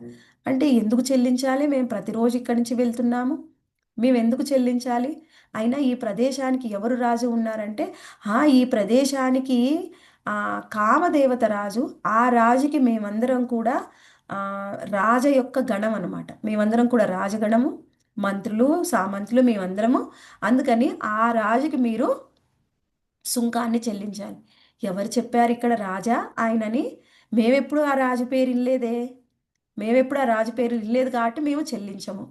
అసలు నీకు తెలుసా ఈ ప్రదేశం ఎవరిదో అని కృష్ణుడు అడుగుతాడు. అప్పుడు లలిత సఖి అంటుంది, చెప్పు ఎవరిది ఎవరిది అన్నప్పుడు లలిత సఖి ఆ ప్రశ్నిస్తూ ఉంటే కృష్ణుడు అంటారు, ఈ మొత్తం ప్రదేశము బృందాదేవిది. అప్పుడు లలిత సఖి ముందు అంటుందన్నమాట, ఈ ప్రదేశం అంతా కూడా బృందావనేశ్వరి రాధారాణిది, ఎవరు దీనికి రాజు అని చెప్తున్నావు నువ్వు అంటే అప్పుడు ఆయన అంటారు, ఇది మొత్తం కూడా బృందావనేశ్వరి, ఎవరు రాధారాణి కాదు, బృందాదేవి తులసిమాత, ఆవిడెవరో తెలుసా నీకు, తెలుసు, ఎవరు ఆవిడ చెప్పు అంటే కృష్ణ చెప్తున్నాడు అనమాట. అందరు చిన్న చిన్న పిల్లలే. కృష్ణుడు ఏమంటున్నాడంటే ఆ బృందాదేవి నా భార్య, ఎవరి అయితే భార్య యొక్క సొత్తు భర్తకు కూడా చెందుతుందిగా, అందుకని ఈ బృందావనం మొత్తం కూడా నాదే అని చెప్తే బృందదేవి పక్కనే ఉంటుంది. అప్పుడు లలిత సఖి అడుగుతుంది, ఏటి బృంద, కృష్ణుడు నీకు భర్తనా అంటే లేదు లేదు, కృష్ణుడు ఎవరో నాకు సంబంధం లేదు, నేనైతే ఆయనకు భార్యని కాదు అని చెప్తుందనమాట. అప్పుడు ఎప్పుడైతే ఇదంతా జరుగుతుందో అప్పుడు స్వయంగా బృందాదేవి చెప్తుంది, బృందావనేశ్వరి స్వయంగా శ్రీమతి రాధారాణి, నేను కాదు బృందావనేశ్వరి అని చెప్పగానే ఇలా చాలాసేపు వాదులాడతాడు కృష్ణుడు. అలా ఇబ్బంది పెడుతూ ఉంటే కాసేపటికి కృష్ణుని తప్పించుకొని ఏ సుంకమేమి వాళ్ళు చెల్లించరు, కాకపోతే కొంత వెన్న అవి తీసుకుంటారు, అక్కడి నుంచి మళ్ళీ వీళ్ళు వెళ్ళిపోతారు. యజ్ఞం అంతా పూర్తవుతుంది. అక్కడ యజ్ఞం పూర్తయిన తర్వాత ఒకరోజు ఎప్పుడైతే కృష్ణుడు మరియు తోక కృష్ణ, మధు మంగళ్, బలరాం వీళ్ళందరూ కూడా వెళ్తూ ఉంటారు. ఎక్కడ దీని పక్కనే దాన్ఘాటి పక్కనే దాన వివర్తన కుండ అని ఇంకొక కుండు ఉంటుంది. ఆ కుండ దగ్గరికి రాగానే స్వయంగా ఎప్పుడు అంతకంటే ముందే ఎప్పుడైతే వీళ్ళు వస్తారో కృష్ణ బలరాములు ఆయన యొక్క ఫ్రెండ్స్తోని, అదే సమయానికంటే ముందు రాధారాణి చాలామంది గోపికల్ని తీసుకొని అక్కడ పొదల్లో ఎదురు చూస్తూ ఉంటుందన్నమాట. ఆ పొదల్లో ఎదురు చూస్తూ ఉంటే వీళ్ళకి తెలియదు, వీళ్ళు మామూలుగా వచ్చేస్తారు. రాగానే ఒక్కొక్క గోపబాలుని కృష్ణుడిని కూడా అందరు చాలామంది గోపికలు పట్టేసుకొని ఆ తాళ్లతోని అక్కడ చెట్లకు కట్టేస్తారనమాట. చెట్లకు కట్టేసి అడుగుతూ ఉంటారు, నువ్వు మమ్మల్ని ఎంత ఇబ్బంది పెట్టావు, ఇప్పుడు చెప్పు, నువ్వు ఇప్పుడు ఒంటరిగా మీరు చిక్కారు, అక్కడ చాలామంది గోపికలు ఉంటారు, ఇంకా వాళ్ళు తప్పించుకునే పరిస్థితి లేదనమాట. అప్పుడు రాధారాణి ఆ అందరి సఖీలతో కలిసి వస్తుంది. కలిసి వచ్చిన తర్వాత అప్పుడు లలిత సఖి ఎప్పుడు కూడా లలిత సఖిగా మాట్లాడుతుంది. కృష్ణుడితోని డైరెక్ట్గా ఏదైనా మాట్లాడగలిగే వాళ్ళు ఎవరు అంటే కేవలం లలిత సఖి. రాధారాణి కూడా మాట్లాడుతుంది, కానీ ఎప్పుడు కూడా లలిత సఖి ఎక్కువ డామినేట్ చేస్తుంది అనమాట. సరే అయితే ఇప్పుడు లలిత సఖి చెప్తూ ఉంది, మమ్మల్ని ఎంత విసిగించావు ఆ రోజు, అందుకని ఇప్పుడు నువ్వు మాకు ట్యాక్స్ కట్టాలి. దేనికి ట్యాక్స్ కట్టాలి, మేమేం చేసామని, మేమేం తీసుకెళ్ళాము ఇక్కడి నుంచి అంటే, నువ్వు ప్రతిరోజు కూడా నీ ఆవులన్నిటినీ తీసుకొని వస్తున్నావు కదా, బృందావనంలోనే మేపుతున్నావు కదా, అందుకని నేను 3 షరతులు మేము విధిస్తున్నాం. ఈ 3 షరతులను కూడా నువ్వు ఇప్పుడు ఈ రోజు ఫుల్ఫిల్ చేయాల్సిందే అని అడుగుతుంది. ఏమిటవి అంటే ఆ 3 నిబంధనలు చెప్తుంది ఆ షరతులు. మొట్టమొదటి, మీ ఆవులన్నీ కూడా ప్రతిరోజు ఇక్కడ మేత మేస్తూ ఉన్నాయి కదా, వాటన్నిటికీ కూడా మీరు సుంకాన్ని చెల్లించాలి. ఇంకొకటి రెండవది, కేవలము మీ ఆవులు గడ్డిని మాత్రమే మేస్తున్నాయి అనుకుంటున్నారా? ఎన్ని అందమైన పూల మొక్కలుంటే ఆ పూల మొక్కల్ని పూలతో సహా తినేస్తున్నాయి. అందుకని దానికి కూడా సుంకాన్ని చెల్లించాలి. ఇంకా మూడవది, నువ్వు మమ్మల్ని చాలా ఇబ్బంది పెట్టావు. అందుకని ఈరోజు నువ్వు అందరి ముందు రాధారాణి కాళ్ళు పట్టుకుని క్షమాపణ అడగాలి అని ఒక నిబంధన పెడతారు. పెడితే ఇంకా కృష్ణుడు బయటికి మాత్రం ఈ లీల మాత్రం చాలా బాగా జరుగుతుంది. కృష్ణుడు బయటికి హట్ అయినట్టుగా ఏం చెయ్యలేనట్టుగా నటిస్తూ ఉన్నాడు, కానీ లోపల మాత్రం చాలా ఆనందిస్తున్నాడు. యాక్చువల్గా మనము బృందావనంలో చూస్తే ఈ గోపబాలురు ఎవరు కూడా గోపికలు కానీ కృష్ణుడిని ఎప్పుడు కూడా దేవాది దేవుడిగా చూడరు, వాళ్ళలో ఒకడిగానే చూస్తారు. అందుకని ఆ గోపబాలురు వత్సాసురుని వధిస్తే నీకు పాపం అంటింది కాబట్టి స్నానం చేయమంటారు. తర్వాత మళ్ళీ మనం రాధాకుండ్ శ్యామకుండ్ విషయంలో కూడా అదే జరుగుతుంది. అలా కృష్ణుడు ఏం చేసినా కానీ వాళ్ళు ఊరుకునేవాళ్ళు కాదనమాట. ఎలా అంటే కృష్ణుడు వాళ్ళు భయపడిపోయి గోపబాలురు ఎప్పుడైనా చెప్తే, నువ్వు కృష్ణ ఇలా చేస్తున్నావా, ఇప్పుడు యశోదామాత పిలిచింది కదా అని నువ్వు వెళ్ళిపోయావు అనుకో, రేపటి నుంచి మా గ్రూప్లో నువ్వు ఉండవు, మాతో ఆడడానికి లేదు అంటే కృష్ణుడు భయపడిపోయి నిజమేనా నన్ను ఆడించుకోరా రేపటి నుంచి అని వెళ్ళేవాడు కాదనమాట. అక్కడేమో యశోదామాత పిలిచేది. అలా కృష్ణుడు నిజంగా చిన్న చిన్న పిల్లలు ఎలా ఇబ్బంది పడుతూ ఉంటారు తల్లి పిలిచినప్పుడు, అలానే కృష్ణుడు యథావిధిగా అలానే ఉండేవాడు అనమాట. అక్కడ ఎప్పుడు కూడా ఆయన దేవాది దేవుడిగా లేడు. సరే ఇప్పుడు నేనేం చెయ్యాలి? అలా కృష్ణుణ్ణి నిందించడానికి కూడా వ్రజవాసులకు మాత్రమే హక్కు ఉంది, వాళ్ళకు మాత్రం అంత భక్తి శ్రద్ధలు ఉన్నాయి. అలా అని కృష్ణుడిని నిందిస్తూ ఉన్నా తిడుతూ ఉన్నా ఆయనకు నచ్చుతుంది అని చెప్పి మనలాంటి సాధక భక్తులు ఎప్పుడు కూడా కృష్ణుడిని నిందించకూడదు. ఎందుకంటే మన లోపల ఎన్నో అనర్థాలు ఉన్నాయి. ఈర్ష్య, అసూయ, ద్వేషం, కోపం ఇవెవరికి ఎప్పుడు అసలు లేనే లేవు అంటే అప్పుడు వాళ్ళు శుద్ధ భక్తులు అవుతారు. ఆటోమేటిక్గా కృష్ణుడు వాళ్ళు ఏం చేసినా వాళ్ళకి ప్రతిస్పందిస్తాడు. కానీ మనలాంటి సాధక భక్తులు కృష్ణుడిని కీర్తించాలి, స్తుతించాలి, కానీ ఎప్పుడు నిందించకూడదు. అయితే ఈ గోపబాలికలు చేసే అన్ని లీలలు కూడా కృష్ణుడు చాలా ఆనందిస్తూ ఉన్నాడు. ఆ తర్వాత ఏం జరుగుతుంది? కృష్ణుడు సరే అయితే అన్ని నిబంధనలకి నేను ఒప్పుకుంటున్నానని ఒప్పుకొని స్వయంగా శ్రీమతి రాధారాణికి అందరి ముందు క్షమాపణ చెప్తారనమాట. ఇది కృష్ణుడికి చాలా ఇష్టమైన లీల. దానిఘాటి దర్శనం చేసుకున్నారా మాతాజీ? ఏది మాతాజీ? వ్యాన్ లో వెళ్ళొచ్చున్నాం కదా మాతాజీ. మాతాజీ ఒకసారి అది చూపిస్తారా మాతాజీ? దాని ఘాట్ కనపడితే చూపించండి మాతాజీ. చూడలేదు. మాతాజీ మనం వ్యాన్ లో వెళ్ళాం కదా, అక్కడ కన్స్ట్రక్షన్ అవుతుంది. మనం జీప్ వ్యాన్ లో లో వెళ్ళాం. ఎందుకు వెళ్ళాం మాతాజీ, మాతాజీ? అదే. గోవర్ధన జీప్ పరిక్రమ. మాతాజీ పైన ఉంటది టెంపుల్, దానికటని ఆడవేషం వేసుకొని ఉంటాడు కృష్ణుడు. అదే అక్కడే మాతాజీ. అది చూసాము అది మాతాజీ. చూసాము. క్షమాపణ కోరుకునే చూసాము. అది గెహ్రావన్ దగ్గర అక్కడ చూసాములే గాని ఇక్కడ దాన్ఘాట్ మనం ఎక్కడ చూసాం మాతాజీ? అది క్షమాపణ కోరుకునే ప్లేస్ అది చూసాము. చూసాము. అది ఆడవేషం. అది చూసాం, గెహ్రావన్ దగ్గర చూసాం అది. అదే అదే దానికట్టు ఒక్కసారి ఫోటో పెట్టండి మాతాజీ. ఆ ఫోటో దొరకలేదు మాతాజీ. ఓ.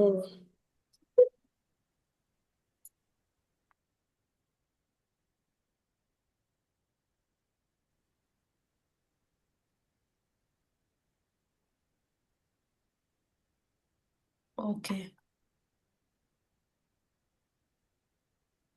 ఇప్పుడేం చర్చించాం మాతాజీ ఇంతవరకు? చెప్పండి ఆ పేరు. దాన్ఘాట్ మాతాజీ. దానికట్టు మాతాజీ. మాతాజీ ఒక్క నిమిషం. ఓకే మాతాజీ. దానిఘాటి పిక్చర్స్ నేను చాలా వెతికాను మాతాజీ, కానీ కనిపించలేదు. అక్కడ మనకి పిక్చర్సే ఉంటాయి కానీ ఎక్కువగా ఏమీ కనిపించలేదన్నమాట. ఆటో వాళ్ళు కూడా ఇవన్నీ చూపిలేదండి మాతాజీ మరి. ఆటో వాళ్ళు మేము వెళ్ళేటప్పుడు ఆటో వాళ్ళు అవి కూడా చూపించనన్నాడు, వెంటనే తీసుకొని వెళ్తా అన్నాడు. మీరు చూసారా? మేము చూసిన 2-3కే మానసికంగా కూడా చూపించనన్నాడు మాకు. చూసాం మాతాజీ కుసుమ సరోవరు.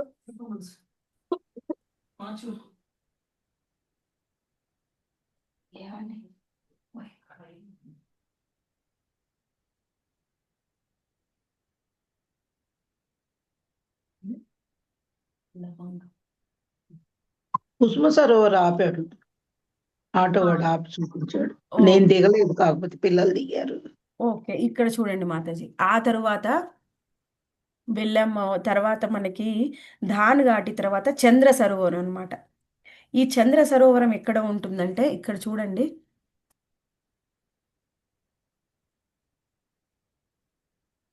ఇక్కడ పంచతీర్థ, ఈ పంచతీర్థ ప్రదేశంలో ఒకసారి ఆ కృష్ణుడు, ఇక్కడ పంచతీర్థ ప్రదేశం ప్రత్యేకత ఏమిటంటే ఇక్కడ 5 నదుల కలయిక. ఈ 5 నదులు ఏమిటి అంటే ఒకసారి నేను చెప్తాను. గోమతి, నర్మదా, సరయు, వేత్రి మరియు కాంచి. ఈ 5 నదులు ఉండే ప్రదేశంలో ఒకసారి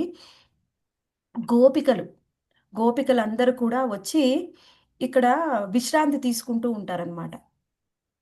ఎందుకు విశ్రాంతి తీసుకుంటూ ఉంటారంటే వాళ్ళు కొంతకాలం అక్కడ బృందావనంలో తిరిగి వచ్చేటప్పుడు విశ్రాంతి తీసుకున్నప్పుడు వాళ్ళందరూ కూడా కృష్ణుని స్మరించుకుంటారు. కృష్ణుడిని స్మరించుకోగానే కృష్ణుడు వాళ్ళకి స్వయంగా దర్శనమిస్తారు. చూడండి, కృష్ణుడు స్వయంగా దర్శనమిస్తాడు అక్కడ ఉన్న గోపికలకి, రాధారాణికి హరిదేవు రూపంలో. ఇది హరిదేవుడి యొక్క విగ్రహం. ఎప్పుడైతే చైతన్య మహాప్రభువు గోవర్ధన పరిక్రమకు వస్తారో ఈ పంచతీర్థాన్ని దర్శనం చేసుకొని ఇక్కడ హరిదేవుడి యొక్క విగ్రహాన్ని కూడా దర్శనం చేసుకుంటారనమాట. ఇది ఇక్కడ కంటే ముందు ఉన్నది చంద్ర సరోవర్. ఈ చంద్ర సరోవర్ చాలా ప్రత్యేకమైనది. ఈ చంద్ర సరోవర్ ప్రాంతంలోనే స్వయంగా కృష్ణుడు గోపికలతో కలిసి ఇక్కడ రాసలీల చేస్తారనమాట. అందుకని చంద్ర సరోవర్ కూడా చాలా ముఖ్యం. ఎందుకు చంద్ర సరోవరం చాలా ముఖ్యమైంది అంటే ఈ చంద్ర సరోవర్ ప్రాంతంలో కృష్ణుడు రాసలీల చేస్తున్నప్పుడు ఆ పైన ఉన్న కృష్ణుడికి అనిపించిందనమాట, కృష్ణుడు ఇక్కడ రాసలీల చేస్తూ ఉంటే ఇంకా నా యొక్క అవసరం ఇక్కడ ఏముంది, నా యొక్క అవసరం లేదు. కృష్ణుడు ఏ విధంగా ఆ చుక్కల్లాంటి గోపికలతో కలిసి ఉన్నారు, పైన ఆ చంద్రుడు కూడా చుక్కలతో కలిసి ఉన్నాడు. అటువంటి చంద్రుడు ఈ కృష్ణచంద్రుడిని చూసి వెలవెలబోతాడు అనమాట. కృష్ణచంద్రుడు ఉన్న ప్లేస్లో నేను ఉండవలసిన అవసరం ఏముంది అని అక్కడి నుంచి వెళ్ళిపోతాడు. అది చాలా ప్రత్యేకమైనది ఇక్కడ చంద్ర సరోవరు. ఈ చంద్ర సరోవర్ ప్రాంతంలో కూడా కృష్ణుడు రాసలీల చేసేవారు. తర్వాత పంచతీర్థ ప్రదేశంలో మనం ఇందాక చర్చించుకున్నాం. ఇక్కడ హరిదేవుడి యొక్క రూపంలో స్వయంగా గోపికలు కోరుకోగానే కృష్ణుడు వాళ్ళకి దర్శనమిస్తారు. ఇవన్నీ కూడా చైతన్య మహాప్రభు దర్శించుకొని హరిదేవుని దర్శనం చేసుకొని ఆలింగనం చేసుకుంటారనమాట. ఆ తర్వాత ఇక్కడ ఉన్నది బ్రహ్మాండ కుండ్. ఈ బ్రహ్మాండ కుండ్ కూడా ప్రత్యేకమైంది. ఈ బ్రహ్మాండ కుండ్ యొక్క ప్రత్యేకత ఏమిటి అంటే అందరికీ కూడా తెలుసు. బ్రహ్మదేవుడు ఎప్పుడైతే బృందావన ప్రాంతంలో 3 రాక్షసులు ఉంటారు. ఎవరెవరు వాళ్ళు 3 రాక్షసులు చెప్పగలరా? అన్నా చెల్లెళ్ళు చెప్పగలరా మాతాజీ? పూతన మాతాజీ, పూతన, బకాసురుడు,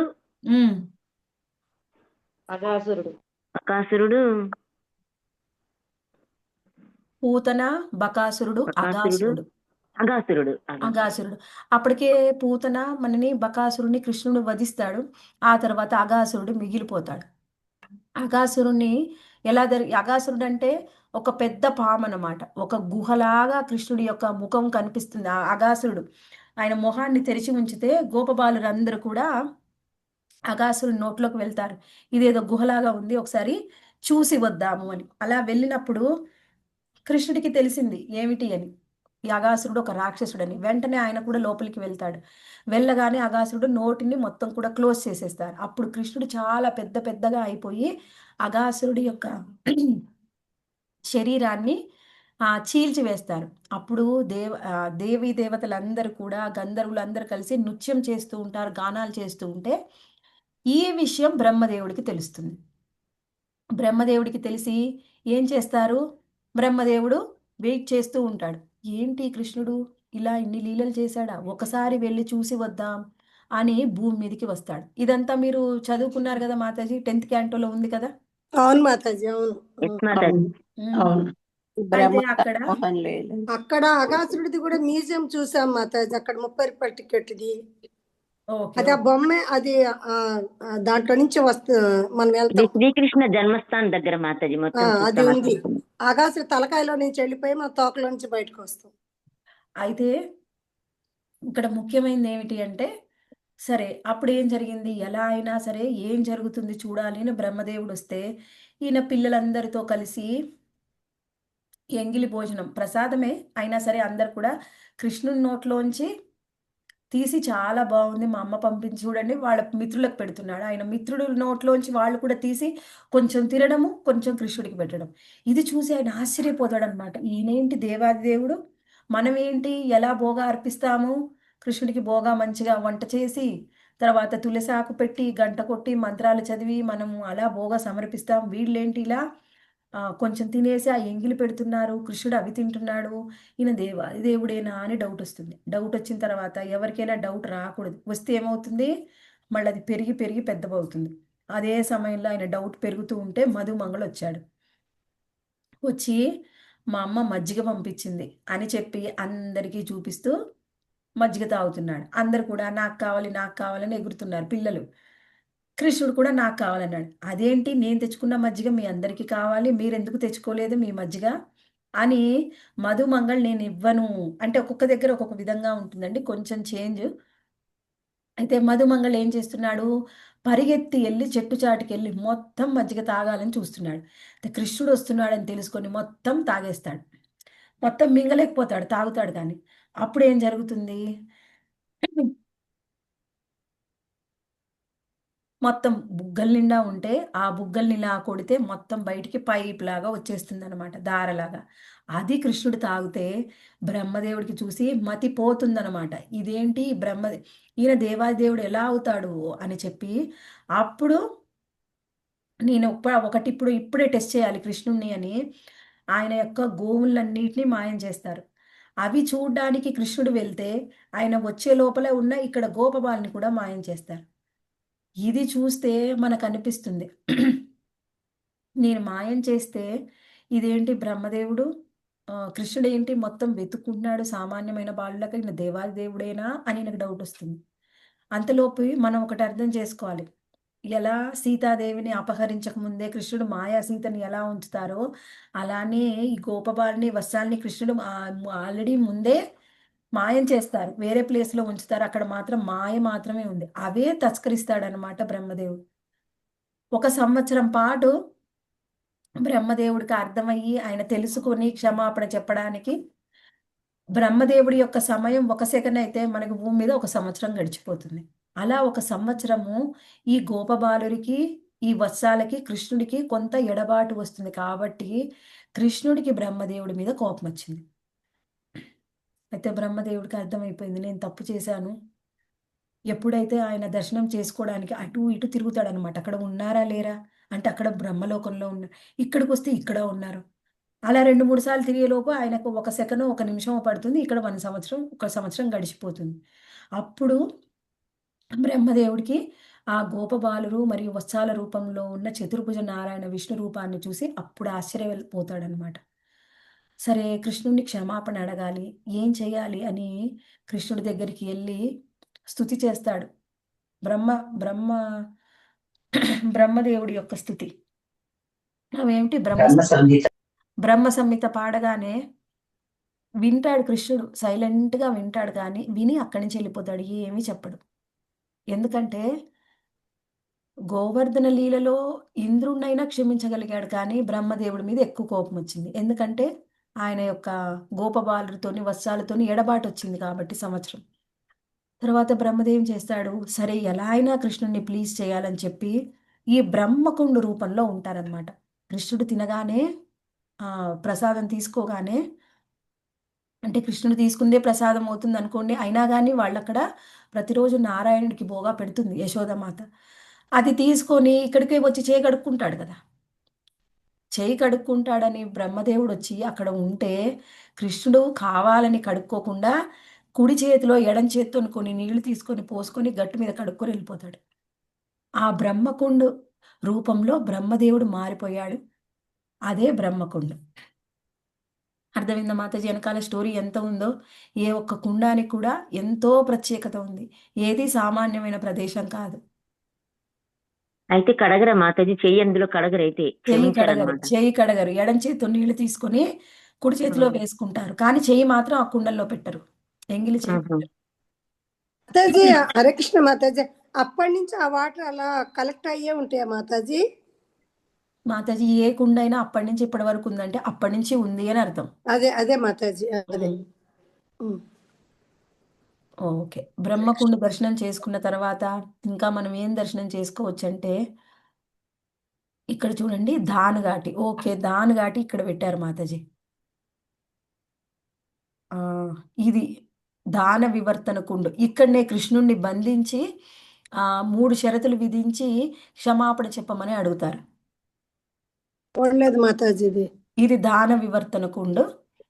ఈ కుండు పక్కనే మనకి ధాన్ ఘాటి ఉంటుంది. లాస్ట్ టైం ఈ ధాన్ ఘాటి మేము బయట నుంచి చూసాం మాతాజీ, లోపలికి వెళ్ళలేదు.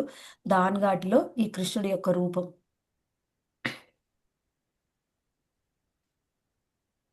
టెంపుల్ అలాగే ఉందా మాతాజీ ఇప్పుడు కూడా అంతా? ఈ టెంపుల్ ఇప్పుడు ఇలానే ఉంటుంది మాతాజీ, ధాన్ ఘాటి దగ్గర. మరి పరిక్రమలో అది కనిపిస్తుందా మాతాజీ? మనకు దారిలో కనిపించదేమో. మాతాజీ ఒక్కొక్కసారి కొంచెం అటు ఇటు వెళ్తూ ఉంటారు. ఒక్కొక్కసారి అర్థం అవ్వచ్చు, అవ్వకపోవచ్చు. చాలా చూడలేదు మాతాజీ. మాతాజీ మేము గోవిందకుండ చూసాం మాతాజీ. గోవర్ధన ఆ, పరిక్రమలో అది గోవిందకుండ చూసాం. గోవిందకుండ వస్తుంది వస్తుంది, ఆగండి. అది ఆటోలో వెళ్ళిన వాళ్ళం కూడా ఇవేమీ చూడలేదు మాతాజీ. మనం ముఖారి విందు కూడా చూసాం. ముఖారి విందు, మేము చూసాం. ముఖారి విందు. ముఖార విందు మేము కూడా చూసాము. ఇక్కడ గోవిందకుండ చూడండి. చూసాము. గోవిందకుండ చూసాం మాతాజీ ఆటోలో వెళ్ళినప్పుడు మేము. సరే సరే మాతాజీ, మనం తర్వాత మాట్లాడుకుందాం లాస్ట్ లో.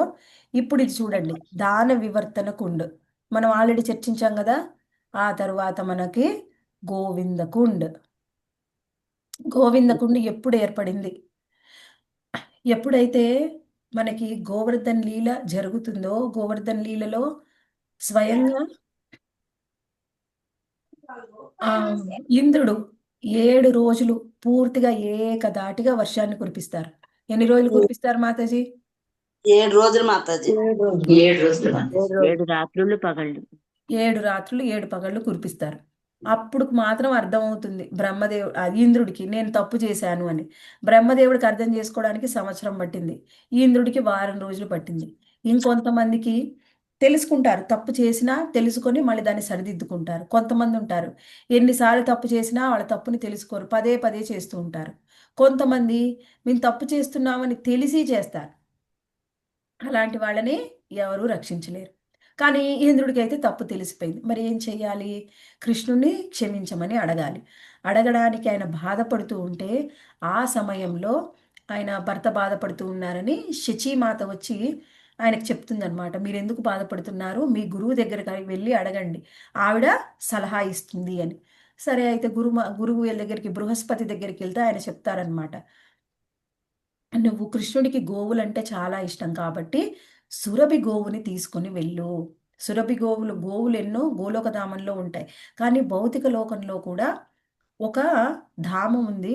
ఆ ధామంలో గోవులు ఉంటాయి. వాళ్ళందరికీ హెడ్ సురభి మాత. ఆ సురభి మాతని తీసుకుని కృష్ణుడు భూమి మీదకి వస్తారు. భూమి మీదకి వచ్చి కృష్ణుడిని క్షమించమని అడుగుతాడు. అడగడానికంటే ముందు మొహం చెల్లట్లేదు. అందుకని సురభి గోవును ముందు పెట్టుకొని ఇంద్రుడు వెళ్తాడు. ఇంద్రుడైతే వస్తున్నాడని తెలిసి కృష్ణుడు అందరి ముందర ఉంటే ఆ గోపబాలురు అందరూ కూడా ఇంద్రుడిని చూసి నువ్వే కదా ఇలా మమ్మల్ని అందరిని ఇబ్బంది పెట్టడానికి చూసావని ఏమన్నా అంటారేమో అని కృష్ణుడు వాళ్ళ నుంచి పక్కగా వెళ్ళిపోతాడు. అప్పుడు ఇంద్రుడు సురభి గోవుని తీసుకుని వెళ్ళి కృష్ణుడిని క్షమించమని కోరుకుంటాడు. కృష్ణుడిని క్షమించమని కోరుకున్నప్పుడు కృష్ణుడు ఆయన ప్రార్థనని వింటారు. అప్పుడు ఇంద్రుడు స్వయంగా సురభి మాత యొక్క పాలతోని ఎన్నో ఆ, ప- మళ్ళీ ద్రవ్యాలతోని కృష్ణుడికి అభిషేకం చేస్తూ ఉంటాడు. ఆ అభిషేకం ఎప్పుడు ప్రారంభమైందో అక్కడ ఉన్న దేవీ దేవతలందరికీ తెలిసిపోతుంది. అక్కడికి బ్రహ్మదేవుడు, శివుడు, పార్వతీదేవి, లక్ష్మీదేవి, అందరు దేవీ దేవతల గణం అందరూ కూడా వచ్చి స్వయంగా కృష్ణుడికి అభిషేకం చేసి హారతిచ్చి వెళ్తారనమాట. ఎప్పుడైతే హారతి ఇచ్చే సమయంలో అక్కడ దూరంలో ఉన్న గోపబాలురు కృష్ణుడిని చూస్తారు. కృష్ణుడికి ఎవరో చాలా మంది వచ్చి అర్చిస్తూ ఉన్నారు అని వాళ్ళకి అర్థమవుతుంది. వాళ్ళు వస్తూ ఉన్నారని తెలిసి వెంటనే ఇక్కడ ఉన్న దేవీ దేవతలందరూ కూడా వెళ్ళిపోతారు, మాయమవుతారు. అది చూస్తారు కదా వాళ్ళు. వాళ్ళు వచ్చి అడుగుతారు, ఎవరెవరు కృష్ణ వచ్చి నీకు హారతి ఇస్తున్నారు, వాళ్ళెవరు? ఒక అతనికి 4 తలకాయలు ఉన్నాయి, మేము అన్ని చూసాం, వాళ్ళందరూ నీకు హారతి ఇచ్చారు కదా, అయితే ఇప్పుడు మేం కూడా నీకు హారతి ఇస్తాం అని అక్కడ వాళ్ళు పెట్టిపోయినటువంటి ఆ పూజా ద్రవ్యాలతోని కృష్ణుడికి వాళ్ళు కూడా హారతి చేస్తారనమాట గోపబాలురు. అయితే కృష్ణుడికి వాళ్ళందరూ చేసిన హారతి కంటే దేవీ దేవతలు ఈ గోపబాలురు చేసిన హారతి చాలా నచ్చుతుంది అనమాట. ఎందుకంటే వాళ్ళ యొక్క మనసు చాలా నిర్మలమైనది. నిర్మలమైన మనసుతోని చేసేది ఏది కూడా కృష్ణుడు చాలా సులభంగా స్వీకరిస్తారు. చాలా సంతుష్టిని పొందుతారు. అలా వాళ్ళ యొక్క హారతిని ఎలా వాళ్ళు చేశారో అభిషేకము, హారతి వీళ్ళు కూడా చేస్తారు. ఇదంతా వెళ్ళి ఆ గోపబాలురు ఇంటికి వెళ్ళి వాళ్ళ అమ్మకి, నాన్నకి చెప్తారు. వాళ్ళందరూ కూడా విని, అవునా మీరందరూ చేశారా? అయితే మేము కూడా చేస్తామని ఆ గోపబా బృందావన వాసంలో ఉన్నటువంటి గోపికలు, గోపులు అందరూ కూడా పెద్దవాళ్ళందరూ వచ్చి కృష్ణుడికి వాళ్ళు కూడా అభిషేకం చేసి హారతి చేస్తారు. వాళ్ళందరూ చేసినటువంటి ఆ అభిషేక జలమే ఇదే గోవిందకుండ్. ఈ గోవిందకుండు చాలా నిర్మలమైన స్వచ్ఛమైన నీరు. గోవిందకుండ్లో మనకి ఈ దేవీ దేవతలు చేసినటువంటి అందరి యొక్క అభిషేక జలం ఇందులో ఉందన్నమాట. చాలా ముఖ్యమైనది. వెళ్ళిన వాళ్ళందరూ కూడా తప్పకుండా దర్శనం చేసుకోవాలి. ఈ దర్శనం కూడా అందరికీ దొరకలేదు. అయితే ఆ, మాతాజీ ప్రభుజీ ఇంకా దీంట్లో ఒక విషయం చెప్పారు. అక్కడంట ఎంతటి పాపం చేసినా తప్పు చేసినా అక్కడ క్షమాపణ కోరుకుంటే ఉమ్, అక్కడ క్షమిస్తారు కృష్ణుడు అని చెప్పేసి చెప్పారు ప్రభు మాతాజీ మురళి ప్రభుజీ. అవును అక్కడ మాతాజీ. బ్రహ్మదేవుని క్షమిస్తారంట కదా. సో అందుకే మీరు ఏదైనా ఆహాహా, పొరపాటు బ్రహ్మదేవుని ఇది క్షమించలేదు. ఇంద్రుడు మాతాజీ. ఇంద్రుడిని సారీ ఇంద్రుడు క్షమిస్తారు మాతాజీ, కాబట్టి ఇంద్రుడు ఇది ఇంద్రుడు ఇంద్రుడు. ఇంద్రుడు క్షమాపణ కోరుకుంటారు కదా. సో మీరు కూడా ఏమైనా పాపాలు చేస్తుంటే పొరపాటు చేస్తుంటే ఇక్కడ క్షమాపణ కోరుకోండి అని చెప్పారు మమ్మల్ని. అవును మాతాజీ, అవును, నేను అది కూడా విన్నాను. ఇప్పుడు చెప్దాం అనుకున్నాను, మర్చిపోయాను, మీరు చెప్పారు. Thank you. అయితే నిజం, అక్కడ ఎవరైతే ఇప్పుడు మనసులో అయినా సరే మీరు కోరుకోవచ్చు. అందులో మానసిక పూజ కూడా కృష్ణుడు స్వీకరిస్తారు. ఎవరు ఎన్ని పాపాలు చేసినప్పటికీ ఎలా ఇంద్రుణ్ణి క్షమించారో మనం కూడా క్షమాపణ అడిగితే మన తప్పుల్ని కూడా కృష్ణుడు క్షమిస్తాడు. అది ఈ స్పెషాలిటీ ఇక్కడ గోవిందకుండలో. గోవిందకుండ దర్శనం చేసుకొని ఆ నీళ్లు చల్లుకొని మనం చేసిన తప్పులన్నిటిని కూడా తీసేయమని కృష్ణుణ్ణి కోరుకోండి. ఓకే, నెక్స్ట్ ఇక్కడ నుంచి పక్కనే ఉంటుంది సురభికుండ్. సురభికుండ్. ఇక్కడ మనం ఇందాక చెప్పుకున్నాం కదా, సురభి మాతని తీసుకొని ఇంద్రుడు క్షమాపణ అడగడానికి వస్తాడు. అప్పుడు సురభి మాత ఇక్కడ కనిపిస్తుంది చూడండి, ఏదో సురభి మాత లాగే ఉంది, కొంచెం గోవులాగా పిక్చరు. ఈ సురభి మాత ఏం చేస్తుంది అంటే తన దగ్గర ఉన్న మీగడ పాలు, మన ప్యూర్ పాలు ఉంటాయి కదా, ఆ పాలని మాత్రం స్పెషల్గా ఉంచి ఆ పాలతోని స్వయంగా సురభి మాత కూడా కృష్ణుడికి అభిషేకం చేస్తుంది. ఆ పాలతోని చేసినటువంటి అభిషేక జలం ఒక కుండుగా తయారవుతుంది. అందుకే ఇది సురభి కుండు. ఇంద్రుడు మాత్రమే కాదు అభిషేకం చేసింది, సురభి మాత కూడా చేస్తుంది అనమాట ప్రత్యేకంగా. ఇది సురభి కుండ. ఆ తర్వాత మనం చూస్తే ఇది ఐరావత్ కుండ్. ఇది ఒక ప్రత్యేకత ఏమిటి అంటే, ఒకసారి ఏం జరుగుతుందంటే కృష్ణుడు ఈ ఐరావత్ కుండ దగ్గరికి వెళ్ళినప్పుడు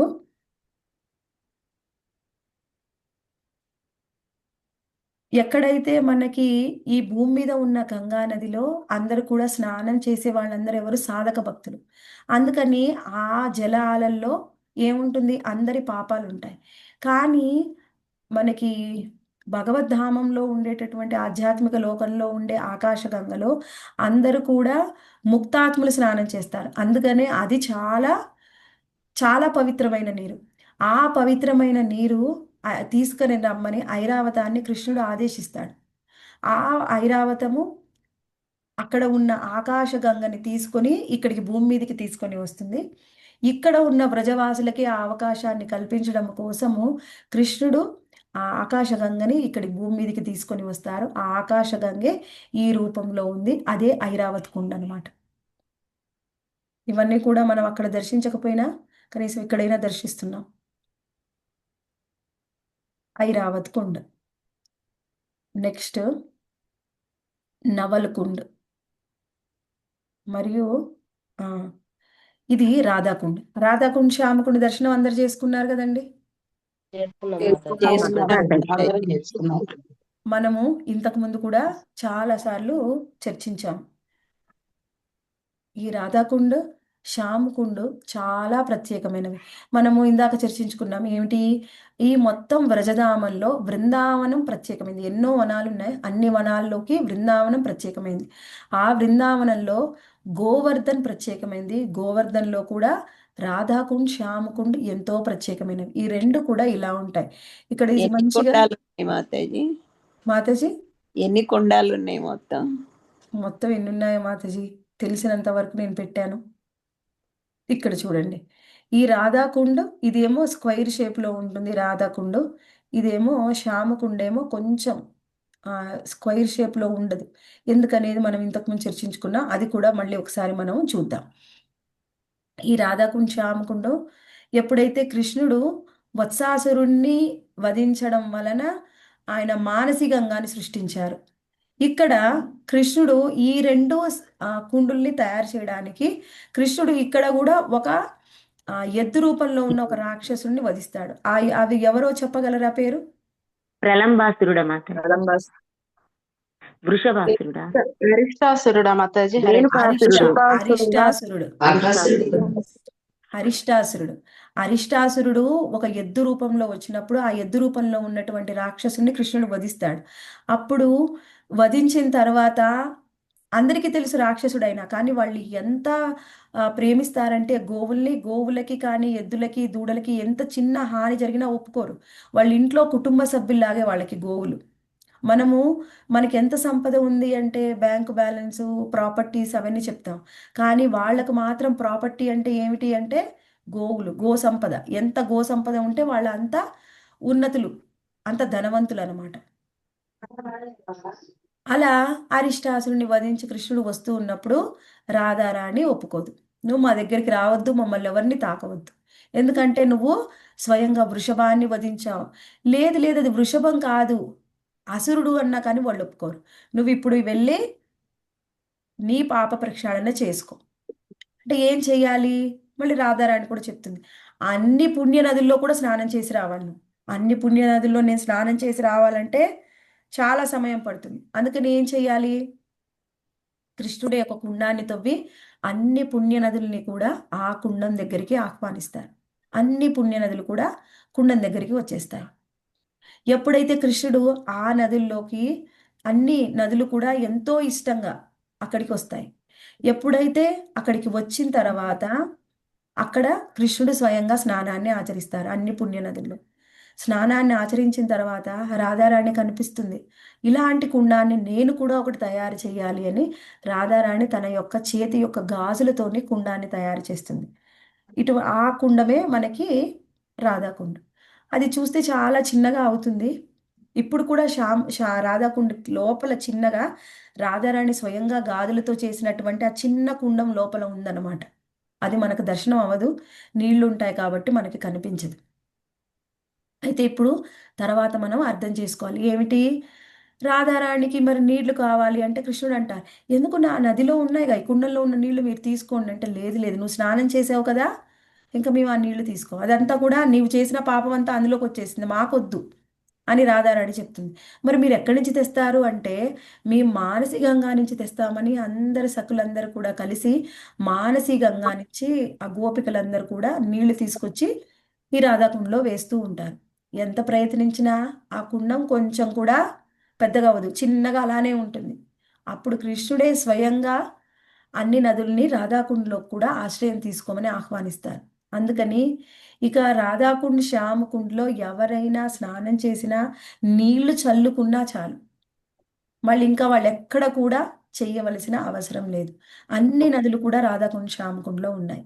అయితే కొంతమంది స్నానం కూడా చేస్తారు. కాకపోతే ఎవరైతే సాధక భక్తులు ఆ కుండం యొక్క ప్రాముఖ్యత తెలియని వాళ్ళు అందులో స్నానం చేయకూడదు, తెలిసిన వాళ్ళే చేయాలి. మనం ఎలా చూస్తామంటే భౌతికమైన దృష్టితో చూస్తాము.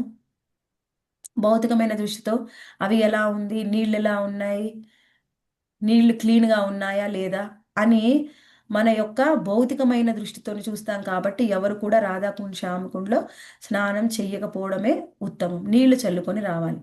అందరము నీళ్లు చల్లుకున్నాం. ఇప్పుడు కూడా మానసికంగా కూడా మనము రాధాకుండ్ శ్యామకుండ్ దర్శనం చేసుకోవచ్చు. అయితే ఇక్కడ ప్రత్యేకమైనది ఏమిటి అంటే, ఇది చూస్తే రాధాకుండ్ ఏమో మనకి మంచిగా కరెక్ట్గా ఉంటుంది, షేప్ స్క్వేర్ షేప్లో. శ్యామకుండ్ ఉండదు. ఎందుకు మనం ఇంతకు ముందు చర్చించాం. స్వయంగా పంచ మాతాజీ పాండవుల చెట్లు ఉంటాయి. ఆ పంచపాండవులు వృక్షాల రూపంలో శ్యామకుండ పక్కన ఉంటాయన్నమాట. ఎప్పుడైతే రఘునాథ్ దాస గోస్వామి రాధాకుండ్ శ్యామకుండిని ఆయన నిర్మాణం చేయడానికి తలపెట్టారు. అంతకుముందు ఒక చిన్న కుండంలా ఉంది, దానికి ఏ విధమైన ఏర్పాట్లు లేవు. అప్పుడు ఆయన కట్టిస్తూ ఉన్నప్పుడు అక్కడ ఉన్న పంచపాండవులు కల్లో కనిపించి, మేము ఇక్కడ వృక్షాల రూపంలో ఉన్నాము, మమ్మల్ని తొలగించొద్దు అని రిక్వెస్ట్ చేస్తారనమాట. అప్పుడు వాటిని పక్కకుంచి కడతారు. కానీ ఇప్పుడు మనం వెళ్తే అక్కడ 2 వృక్షాలు మాత్రం కనిపిస్తాయి. ఎవరైనా వృక్షాలని దర్శనం చేసుకున్నారా? మాతాజీ మేము చూసాం మాతాజీ, చూసి వస్తామాట. మీరు మేము చూసారా చూసాం మాతాజీ. మాతాజీ? నేను చూసి అంటే 5 కనపడలేదు అనుకున్నాము, ఏదో 2, 3 అట్లా చీకటి పడిందిగా మాతాజీ, 3 చెట్లు అయితే కనపడ్డట్టు అనిపించింది, పెద్దగానే ఉన్నాయి. 3 వృక్షాలు 2, 3 ఉంటాయి మాతాజీ. ఇంకొక 2 అయితే ఇప్పుడు లేవు. కానీ మేము మొన్న వెళ్ళినప్పుడు మేము చూడలేదు, ఇంతకు ముందు వెళ్ళినప్పుడు చూసాం. హారతి కూడా చూసాం మాతాజీ, రాధాకుండ శ్యామకుండ హారతి. రాధాకుండ్ శ్యామకుండ్లో మేము హారతి కూడా చూసాం. హారతి చాలా బాగా జరిగింది. ఆ తర్వాత అక్కడ మనకి ఏమి ఇచ్చారంటే ఆ నీళ్ళని చల్లారు. అక్కడ కొంచెం ప్రసాదం కూడా కూడా ఇచ్చారు. ఇచ్చారు మాతాజీ. ప్రసాదం కూడా ఇచ్చాం. ప్రసాదం కూడా అవన్నీ తీసుకున్నాం. రాధాదేవి గుళ్ళకి కూడా వెళ్ళాము. గుళ్ళోకి కూడా వెళ్ళామండి. రాధాకుండ్ శ్యామకుండ్ అతి ప్రాముఖ్యమైనవి మనకి గోవర్ధనగిరి, ముఖ్యంగా బృందావనంలో. ఈ దర్శనం ఎవరు కూడా మిస్ అవ్వకూడదు. మనం అందుకని ప్రత్యేకంగా చాలా మంది రాధాకుండ్ శ్యామకుండ్ పరిక్రమ కూడా చేస్తారు. వీలైన వాళ్ళు అది కూడా చెయ్యవచ్చు. ఇక్కడ చూడండి, ఇది శ్యామకుండ్, అదే మళ్ళీ పిక్చర్ ఉంది. రాధాకుండ్ శ్యామకుండ్ సమీపంలో మనకి రఘునాథ్ దాస గోస్వామి సమాధి మందిరం ఉంటుంది. ఇక్కడ చూడండి, ఇది రఘునాథ్ దాస గోస్వామి సమాధి మందిరం. లోపల ఉన్నటువంటి రఘునాథ్ చూసాం మాతాజీ. గోస్వామి సమాధి. చూసాం. ఈ రఘునాథ్ దాస గోస్వామి సమాధికి ముందుగానే ఆపోజిట్ లో రఘునాథ్ దాస గోస్వామి భజన కుటీర్ కూడా ఉంటుందన్నమాట. ఆయన ఎప్పుడు కూడా అక్కడే కూర్చొని భజన చేసేవారు. మనం ఎన్నో లీలల్ని కూడా చర్చించుకున్నాం.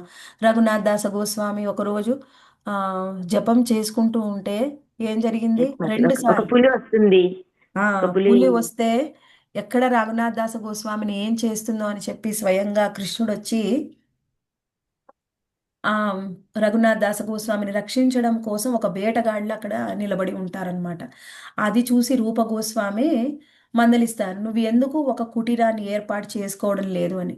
ఇంకొకసారి ఇంకా ఆయన ఏర్పాటు చేసుకుందాం అనుకునే లోపే ఒకరోజు ఎండలో కూర్చొని జపం చేస్తూ ఉంటే స్వయంగా శ్రీమతి రాధారాణి వచ్చి తన కూతుర్ని ఆ ఎండ పడొద్దని రఘునాథ్ దాస గోస్వామితో ఇలా పట్టుకొని ఉంటుందన్నమాట. అది చూసి మనకి రూప గోస్వామి, సనాతన గోస్వామి మందలిస్తే ఆ తర్వాత ఆయన కుటీరాన్ని ఏర్పాటు చేసుకుంటారు. ఆ తర్వాత అక్కడే ఉండి ఆయన మనకి రాధాకుండ్ శ్యామకుండ్ని కూడా నిర్మిస్తారు. మనం ఇంతకుముందు కూడా చర్చించాం. అయితే ఇది మీరందరూ దర్శించకపోయి ఉండవచ్చు, కొంతమంది మాత్రం దర్శించారు. ఇది మాధవేంద్రపురి భజన కుటీర్. మానసికంగా దర్శనం తర్వాత మనకి మాధవేంద్రపురి భజన కుటీర్ ఉంటుంది అక్కడ. అందరికీ మాధవేంద్రపురి తెలిసే ఉంటారు. మాధవేంద్రపురి ఎవరంటే స్వయంగా చైతన్య మహాప్రభు యొక్క గురువు.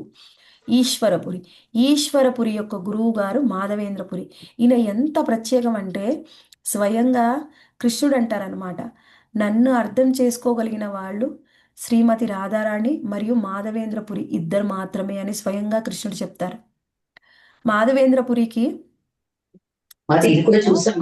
ఆ కృష్ణ విగ్రహాలు కనిపిస్తాయి. అయితే ఆ కృష్ణ విగ్రహాల్ని ఆయన ప్రతిరోజు కూడా అర్చన చేస్తూ ఉంటారు.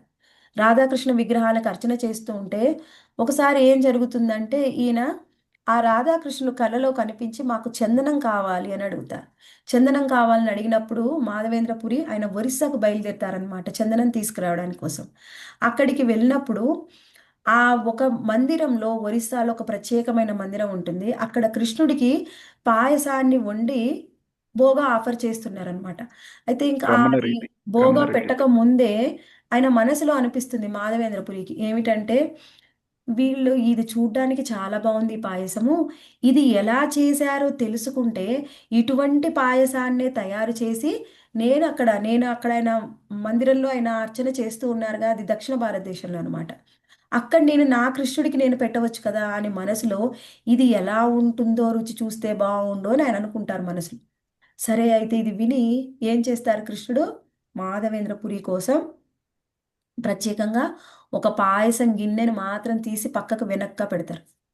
పెట్టేసి ఆ భోగా అంతా అయిపోతుంది, ఆఫర్ చేసినాక అందరికీ పంచుతారు.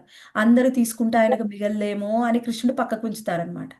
పక్కకు ఉంచితే తర్వాత కృష్ణుడు కలలో కనిపించి ఆయన బ్రాహ్మణులకు అక్కడ ఉన్న ఆయనకు చెప్తారు, నేను ఇక్కడ ఒక పాయసం గిన్నెను పెట్టాను, అక్కడ ఆయన మాధవేంద్రపురి ఉంటారు, వెళ్ళి నువ్వు ఆయనకి ఈ పాయసం గిన్నె ఇచ్చిరా అని. అయితే వెళ్ళి ఆయనకి ఇస్తారనమాట. అయ్యో నేను తప్పు చేశాను, నేను కోరుకున్నాను, స్వయంగా కృష్ణుడు నా కోసం పాయసం పంపించారే అని, నేను తప్పు చేశాను అని ఆయన చాలా బాధపడుతూ ఉంటారు మనసులో. కానీ ఈ బ్రాహ్మణుడు మాత్రం స్వయంగా కృష్ణుడు మాధవేంద్రపురి కోసం పాయసాన్ని ఆ పక్కకి దాచిపెట్టి ఇచ్చారు అని ఆయనకి ఏం పేరు వచ్చిందంటుంటే అక్కడ ఉన్న కృష్ణుడికి కీర్ చోర్ గోపినాథ్. కీర్ అంటే పాయసం, చోర్ అంటే దొంగతనం. కృష్ణుడు మాధవేంద్రపురి కోసం ఒక పాయసం గిన్నెని, ఆయనకు భోగా పెట్టిన గిన్నెని ఒకటి దొంగతనం చేసి పక్కకు పెట్టి ఆయనకు పంపించారు. అప్పటి నుంచి మాధవేంద్రపురి చాలా ఫేమస్ అయిపోయారనమాట, అందరికీ తెలిసిపోయింది. కానీ మాధవేంద్రపురి మాత్రం మనసులో బాధపడుతూ ఉన్నారు, నేను ఎటువంటి మూర్ఖుణ్ణి, నేను అడిగాను కాబట్టి కృష్ణుడు నా కోసం ఇచ్చాడు, నా మనసులో ఇటువంటి కోరిక వచ్చింది అని ఆయన బాధపడుతూ అక్కడి నుంచి తప్పించుకొని తిరుగుతూ ఉంటే, ఆయన ఎక్కడికి వెళ్ళినా ఆయన్ని అందరూ గుర్తుపట్టి, నీకోసమే కదా కృష్ణుడు పాయసాన్ని దొంగతనం చేశారు, నీకోసమే కదా, నువ్వెంత గొప్ప భక్తుడివని వాళ్ళందరూ కీర్తిస్తూ ఉంటే ఈయన మాత్రం మదన పడుతూ ఉంటారు. స్వయంగా మాధవేంద్రపురి కోసం ఆయన ఎక్కడో కూర్చొని జపం చేస్తూ ఆయన యొక్క ఆకలి దప్పుల్ని పట్టించుకోకపోతే కృష్ణుడు ఒక బాలుడి రూపంలో వచ్చి ఆయనకి పాలనిచ్చి వెళ్ళిపోయేవారనమాట రోజు. అలా కృష్ణుడికి ఎంతో ప్రియమైన భక్తుడు మాధవేంద్రపురి. అటువంటి మాధవేంద్రపురి యొక్క భజన కుటీర్ని మేము మానసి గంగా తర్వాత దర్శనం చేసుకున్నాం. హరికృష్ణ మాతాజీ, అది రమణ రీతి అంటారు మాతాజీ. అదే అవునా ప్రభుజీ? కొంచెం ఓకే. రమణ రీతి అది ఇక్కడ మన పూరి కంటే ముందు వస్తుంది. బారాసూల్ విలేజ్ మండల్లో ఉంటుంది అది అనమాట. ఏది కీర్చోర్ గోపినాథ్ టెంపుల్ అవును మాతాజీ, కీర్చోర్. అవునవును, అది ప్రభుజీ అది ఒరిస్సాలో ఉంటుంది కదా. ఒరిస్సా, అదే పూరి కంటే ముందు స్టేషన్. అవునవును. అయితే ఈ విధంగా మనకి తెలిసినంత వరకు మనము అన్ని దర్శనం చేసుకున్నాము.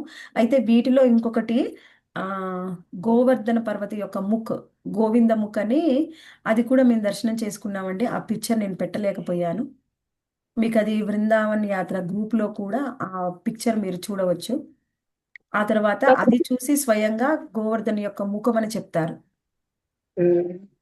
అది కూడా దర్శనం చేసుకున్నాము.